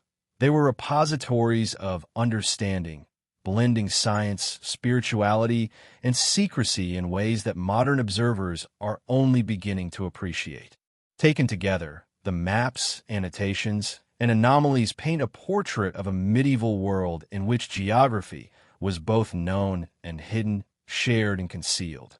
The selective preservation of cartographic knowledge, combined with deliberate omissions and symbolic encoding, contributed to the broader illusion of ignorance and stagnation. The Dark Ages, when viewed through this lens, were not a time of disconnected, rudimentary understanding, but a period in which knowledge was carefully guarded, layered in secrecy, and transmitted only to those deemed worthy. Every island misplaced, every city faded, every river misdrawn may be a deliberate signal, a whisper of truths that history tried to bury. As we trace these hidden geographies, a larger pattern emerges. The world of the Dark Ages was not absent of knowledge, but stratified, with the majority seeing only the curated surface while a select few accessed deeper layers of understanding. The maps serve as silent witnesses to this hidden reality, tangible evidence that the medieval mind was far more aware, perceptive, and interconnected than traditional narratives suggest. By following the clues embedded within them, we begin to glimpse a world in which exploration, discovery, and secret knowledge thrived, hidden in plain sight, waiting to be rediscovered by those who know where to look. Throughout the centuries, there have always been those who dared to question the official story, scholars and chroniclers who looked beyond the accepted narrative of the Dark Ages and glimpsed a reality far richer, more complex, and far less dark than history books have claimed. These individuals often worked in secrecy or on the margins of mainstream scholarship, aware that challenging entrenched narratives could invite censure, ridicule, or worse. They were meticulous, patient observers, piecing together fragments of manuscripts, coins, ruins, and oral traditions that contradicted the prevailing view. In doing so, they became invisible custodians of knowledge, risking their reputations to preserve truths that others were content to ignore or suppress. Many of these scholars were forced to operate quietly within the walls of monasteries or the libraries of powerful patrons. They would pore over texts that had been discarded or overlooked, sometimes discovering references to lost cities, forgotten technologies, or entire civilizations that mainstream historians considered myth. In the notes they left behind, marginalia in manuscripts, coded letters, or cryptic annotations, they often hinted at larger patterns, suggesting that history as it was taught was partial, selective, and, at times, deliberately misleading. Their work, hidden in plain sight, challenges the conventional idea that the Dark Ages were a period of ignorance and stagnation. Instead, it reveals a landscape of knowledge carefully guarded, fragmentary yet persistent. One of the most striking aspects of these scholars' discoveries is the consistency of the anomalies they documented. Across disparate regions of Europe, they found references to technologies and achievements that should not have existed according to the official timeline. Metallurgical techniques, architectural designs, astronomical calculations all appear in scattered sources, sometimes centuries before mainstream acknowledgement. These researchers, whether recognized in their own time or not, slowly piece together a mosaic of evidence suggesting that the flow of knowledge was neither halted nor lost, but concealed, often deliberately, by those in positions of power. Their work implies that someone, somewhere, had an interest in maintaining the illusion of intellectual darkness. Many of these brave scholars faced immense obstacles.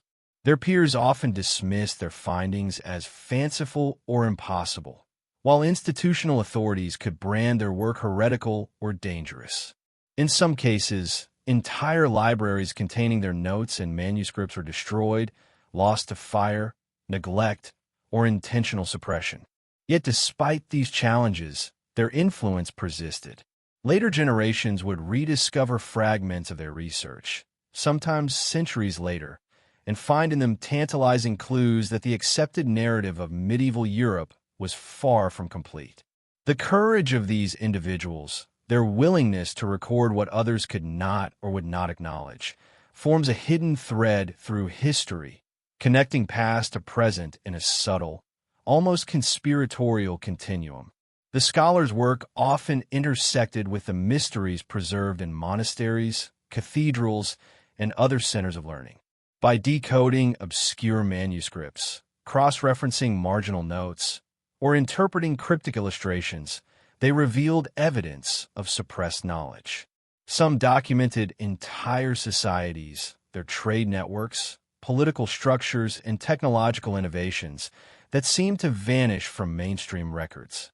Others uncovered references to secret societies and hidden networks of influence, suggesting that the preservation of knowledge was not accidental but orchestrated through careful stewardship by clandestine custodians. Their research implies a medieval world alive with sophistication, far beyond the simple, backward image often presented. An essential element of their work was the courage to challenge consensus. In an era when the church and ruling elites shaped not just the present but the past, to question history was to question authority itself. Scholars risked reputation, safety, and access to resources, yet they persisted, guided by a conviction that the truth was worth preserving.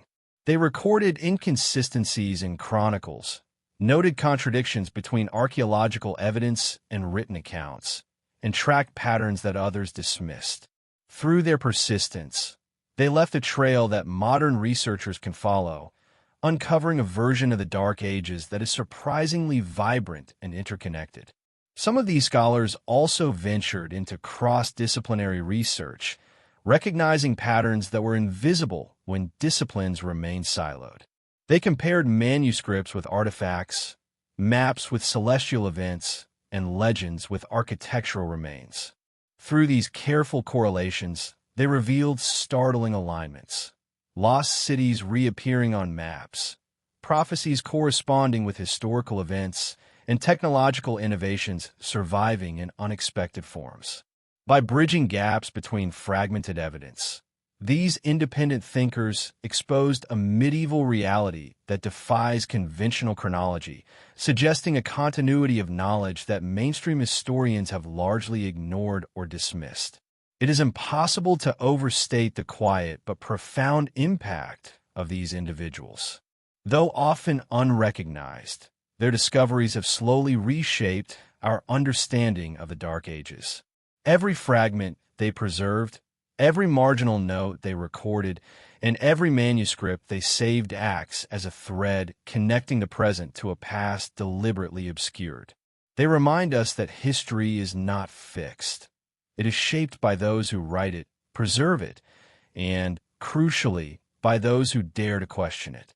Without their work, the deeper complexities of the medieval world, its secret knowledge, lost civilizations, and hidden wisdom, might have remained entirely inaccessible.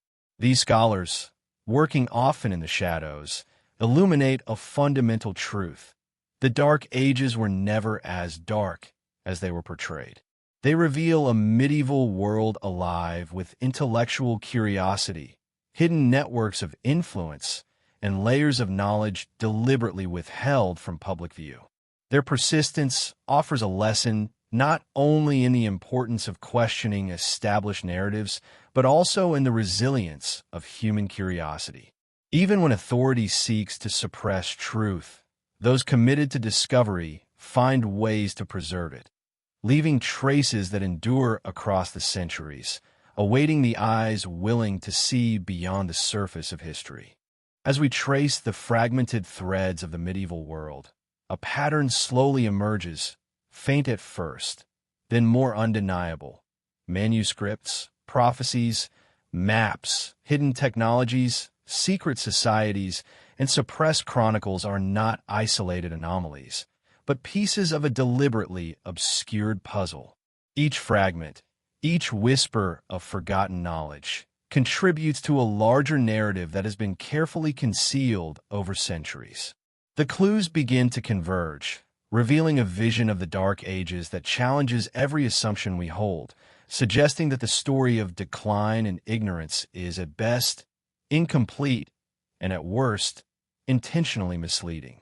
Manuscripts from cloisters and monasteries, once dismissed as marginal or allegorical, now reveal startling consistencies when examined together. Marginal notes in one text echo obscure references in another, describing cities, rulers, and technologies that mainstream history either overlooks or dismisses as myth. In some cases, maps included within these manuscripts correspond to descriptions of distant lands that appear centuries before they were officially discovered. The alignment of these records across regions and centuries cannot easily be explained by coincidence. They suggest an underlying continuity, a hidden thread of knowledge carefully preserved by those who understood its importance and protected it from the forces of conventional historiography. Prophecies, long regarded as cryptic or fanciful, begin to reveal their deeper function when connected to these manuscripts. Their allegorical language, once dismissed as mere mysticism, encodes patterns of political change, technological discovery, and celestial events. Some even hint at the locations of hidden archives, the existence of knowledge suppressed by both secular and religious authorities, and the presence of individuals or groups charged with guarding it. When cross-referenced with maps and archaeological evidence, these prophecies form a startling picture, a medieval Europe alive with intellectual activity, technological innovation, and social complexity, far beyond the linear, stagnant narrative typically taught in schools. Artifacts and technologies that appear anachronistic suddenly gain context. A finely crafted metal tool or an architectural technique seemingly out of place in time aligns with references in manuscripts and coded instructions within prophecies. Objects once regarded as curiosities or anomalies are now seen as evidence of a continuous, sophisticated understanding of engineering, metallurgy, and astronomy. Their presence, alongside references to secretive guilds and custodial networks, suggests that advanced knowledge was not lost by accident, but protected, sometimes deliberately obscured, waiting for future generations to decode it. Secret societies, from the Knights Templar to lesser-known monastic orders, are revealed not merely as mystical or religious entities, but as stewards of knowledge. Their influence, woven through chronicles, letters, and allegorical texts, points to a deliberate effort to safeguard critical information. These groups acted as custodians of memory, ensuring that essential knowledge survived through tumultuous times, often hidden from the public eye. The convergence of their records with maps, prophecies, and manuscripts reinforces the sense that the Dark Ages were not a period of intellectual dormancy, but a carefully curated era in which information was selectively shared and carefully guarded.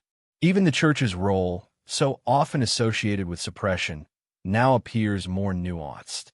While ecclesiastical authorities certainly shaped the official narrative, the Church also acted as a repository for knowledge, its monasteries housing texts and artifacts that might otherwise have vanished. When examined in conjunction with independent scholars' discoveries, it becomes apparent that preservation and censorship operated simultaneously. Certain truths were allowed to survive in coded forms, accessible only to those trained to interpret them, while others were deliberately hidden or rewritten. The resulting landscape is one in which knowledge exists in layers, visible only to those who know where and how to look. Geography, too, comes into sharper focus. The anomalous islands, lost cities, and hidden trade routes depicted on medieval maps suddenly align with fragments of written and oral histories. Places previously dismissed as myth correspond to archaeological sites or topographical features rediscovered centuries later. Celestial alignments encoded in architecture, maps, and manuscripts suggest that navigation, astronomy, and secret knowledge were intertwined, preserved through intentional design. The world of the Dark Ages emerges as far more interconnected, strategic, and sophisticated than conventional history admits. As these threads intertwine, a clear narrative begins to crystallize. The Dark Ages were not simply a period of decline, but a carefully constructed era of concealment and protection. Knowledge, once widespread, was selectively sequestered, controlled by custodians who understood its power. Wars, political shifts, and the rise and fall of rulers were framed in ways that reinforced authority, while scientific and cultural advancements were encoded, hidden, or restricted. The so-called ignorance of the period may have been, in large part, an illusion, a carefully managed obscurity that allowed certain powers to maintain control while safeguarding critical wisdom for the future. This convergence of evidence challenges the traditional understanding of medieval Europe. It suggests that the narrative of the Dark Ages, one of cultural stagnation and lost knowledge, is incomplete and perhaps intentionally distorted. The fragments of manuscripts, the anachronistic artifacts, the secret maps, the coded prophecies, and the clandestine scholars together paint a picture of a world in which intellectual vitality persisted, even thrived, beneath a carefully maintained surface of darkness. The era becomes less a void and more a labyrinth. Hidden knowledge preserved in shadows, waiting for those with the insight and persistence to uncover it. As the scattered fragments of the medieval world begin to align, a startling revelation comes into view, one that challenges everything we thought we knew about the so-called Dark Ages. The narrative of decline, ignorance, and stagnation, long accepted in history books, dissolves when we consider the totality of the evidence. Hidden manuscripts, cryptic prophecies, anachronistic artifacts, secret societies, and suppressed maps all converge into a coherent vision of a Europe far more advanced, interconnected, and strategically sophisticated than the conventional story admits. What emerges is not a period of darkness, but a period of deliberate concealment, an era in which knowledge was carefully managed, guarded, and hidden from the uninitiated. It becomes clear that the custodians of this hidden knowledge, monks, scholars, secret societies, and perhaps even the church itself, acted with intention. They recognized the power inherent in information, understanding that access to certain truths could reshape power structures, challenge authority, and alter the course of society. The apparent absence of advanced technology, flourishing cities, or complex political networks from official records was not an accident. It was a consequence of careful stewardship. Knowledge was neither destroyed nor forgotten entirely. It was preserved in code, in allegory, and in secrecy, meant to survive but not to be widely known. Take, for instance, the evidence of advanced technologies. Manuscripts describe mechanical devices, intricate engineering, and sophisticated metallurgical techniques far ahead of their time. These references correspond to artifacts that appear in isolated archaeological sites, objects that conventional historians struggle to explain. Coinciding with maps of trade routes and hidden cities, these technologies hint at a society capable of remarkable feats, yet one whose accomplishments were largely erased from public memory. The deliberate suppression of this knowledge suggests a broader strategy: the preservation of intellectual achievement without allowing it to disrupt the prevailing social and political order. The role of secret societies, too, comes into sharper focus. Orders such as the Knights Templar and numerous lesser-known groups were more than spiritual or military entities. They were custodians of wisdom, intermediaries in the transfer of knowledge, and guardians of truths too powerful or dangerous to be widely disseminated. Their networks spanned regions, connecting monasteries, castles, and hidden archives. Through careful encoding of information in texts, symbols, and rituals, they ensured the survival of intellectual and technological advancements while maintaining secrecy. Their influence, often whispered about in legends and conspiracy theories, now appears central to understanding how knowledge persisted during the medieval centuries. Prophecies and coded texts, once dismissed as mystical or superstitious, reveal their true purpose in this context. When examined in conjunction with maps, manuscripts, and artifacts, they form a deliberate system of communication, a layered archive of forbidden knowledge. Celestial events recorded in prophecies correspond with technological innovations and political upheavals, suggesting a sophisticated understanding of astronomy, timing, and influence. These texts acted as both warnings and guides, signaling to those capable of interpretation where knowledge could be found, which innovations were preserved, and how power could be navigated. The Dark Ages, therefore, were not chaotic but orchestrated, with hidden patterns guiding the survival of human achievement. Even the Church, often cast as a suppressor of knowledge, must be viewed with nuance. While ecclesiastical authorities undeniably controlled what was recorded and taught, they also inadvertently, or perhaps intentionally, preserved vast stores of information. Monastic libraries, cathedral archives, and illuminated manuscripts acted as reservoirs of forgotten wisdom. In some cases, texts were deliberately hidden or coded, surviving only for those trained to understand them. Through this duality, the Church simultaneously obscured and safeguarded knowledge, creating a stratified reality in which truth existed, but access to it was tightly controlled. Archaeology provides further confirmation of this hidden sophistication. Lost cities, buried fortresses, and intricate infrastructure unearthed in recent decades point to societies capable of complex urban planning, advanced metallurgy, and long-distance trade networks.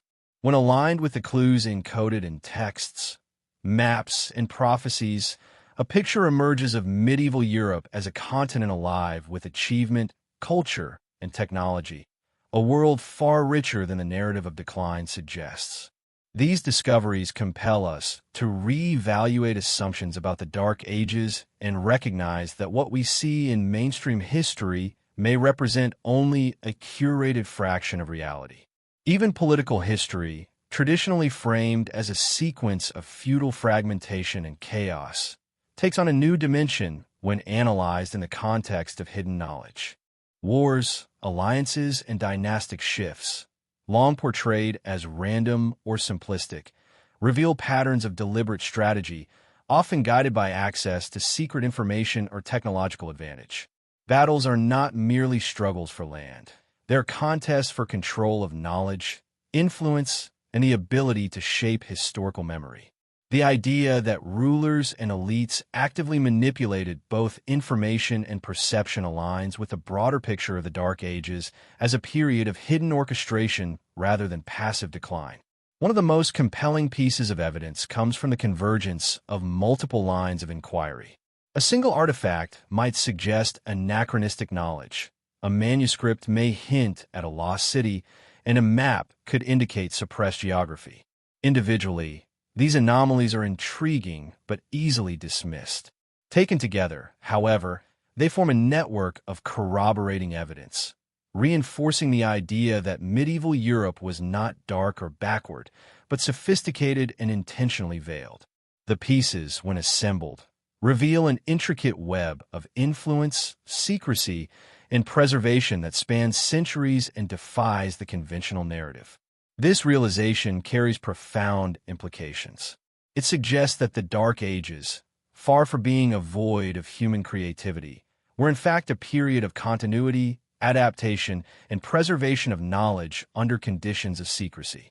Those who controlled access to information, whether religious authorities, secret societies, or elite scholars, ensured that knowledge survived while shaping how it was remembered.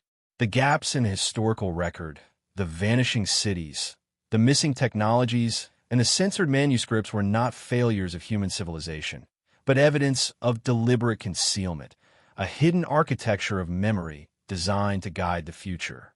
Ultimately, the climactic revelation is this: the Dark Ages were not a time of ignorance or regression. They were a period of strategic concealment, a carefully managed epoch in which knowledge, culture, and technology persisted under layers of secrecy, allegory, and coded preservation. For those willing to look beyond the surface, the medieval world emerges as vibrant, interconnected, and intelligent, a civilization capable of remarkable achievements that history itself sought to hide. The scattered clues left behind, manuscripts, maps, artifacts, prophecies, and records of secretive scholars, form a hidden narrative of human ingenuity and resilience, waiting to be pieced together. As we contemplate this hidden history, the sense of awe is unavoidable. What once seemed a period of darkness now glows with hidden light, a testament to the ingenuity, foresight, and careful stewardship of knowledge by generations who understood its value. The Dark Ages, when seen through this lens, are transformed from a story of loss into a story of deliberate preservation, of secrets hidden in plain sight, and of truths that have waited centuries to be recognized. It is a revelation that challenges everything we were taught and invites us to see the medieval world not as a void, but as a sophisticated, complex, and profoundly human era, rich with secrets yet to be fully uncovered. As we arrive at the end of this journey through the veiled corridors of medieval Europe, a sense of clarity emerges, even as the shadows of secrecy linger. The Dark Ages, long portrayed as a void of knowledge and culture, reveal themselves to be a far more intricate and purposeful tapestry than conventional history allows. What was once dismissed as stagnation, chaos, or ignorance is now illuminated as deliberate concealment, a carefully orchestrated preservation of knowledge, power, and wisdom. Across centuries, those entrusted with this hidden legacy shaped the narrative of the past while safeguarding truths for future generations, leaving a trail of subtle clues, encrypted texts, and enigmatic artifact for the patient observer to uncover. The implications of this revelation are profound. For centuries, history has been viewed as a linear progression, a record of events carefully observed and faithfully transmitted. Yet the story of the Dark Ages challenges this assumption, showing that history is not merely what happened, but what someone chose to record, emphasize, or erase. Battles, rulers, technologies, cities, and ideas all appear selectively, preserved or hidden according to the priorities of those in power. This careful curation shaped not only contemporary perception, but the very foundations upon which future generations would understand the past. In essence, the medieval world was as much a story of power over memory as it was of kings, wars, or faith. The artifacts, manuscripts, maps, and prophecies we have explored throughout this documentary form more than isolated anomalies. They're a coherent network of preserved knowledge, a hidden dialogue across time. When studied together, these fragments reveal a medieval Europe that was intellectually vibrant, technologically sophisticated, and socially interconnected. Cities flourished, trade networks expanded, and innovations emerged. Yet much of this reality was hidden from the masses, obscured beneath allegory, symbolism, and selective documentation. Those who maintained this secret understood the stakes. Knowledge was power, and the consequences of revealing it prematurely could be catastrophic. Secret societies, clandestine scholars, and even monastic orders played a crucial role in this preservation. Operating in the shadows, they became invisible custodians, ensuring that critical wisdom survived centuries of upheaval, war, and doctrinal control. Their networks enabled the passage of information across generations, often hidden in manuscripts, architectural design, ritual, or encoded imagery. Without their vigilance, entire branches of human understanding, mathematics, astronomy, medicine, engineering, and philosophy, might have been lost entirely. These custodians of history remind us that the preservation of knowledge is not a passive act, but an active, often dangerous endeavor, requiring foresight, discretion, and courage. Even as we acknowledge the deliberate concealment, it is impossible to ignore the ingenuity and creativity that thrived under these conditions. Technology, science, art, and literature continued to evolve, often in hidden or unconventional ways.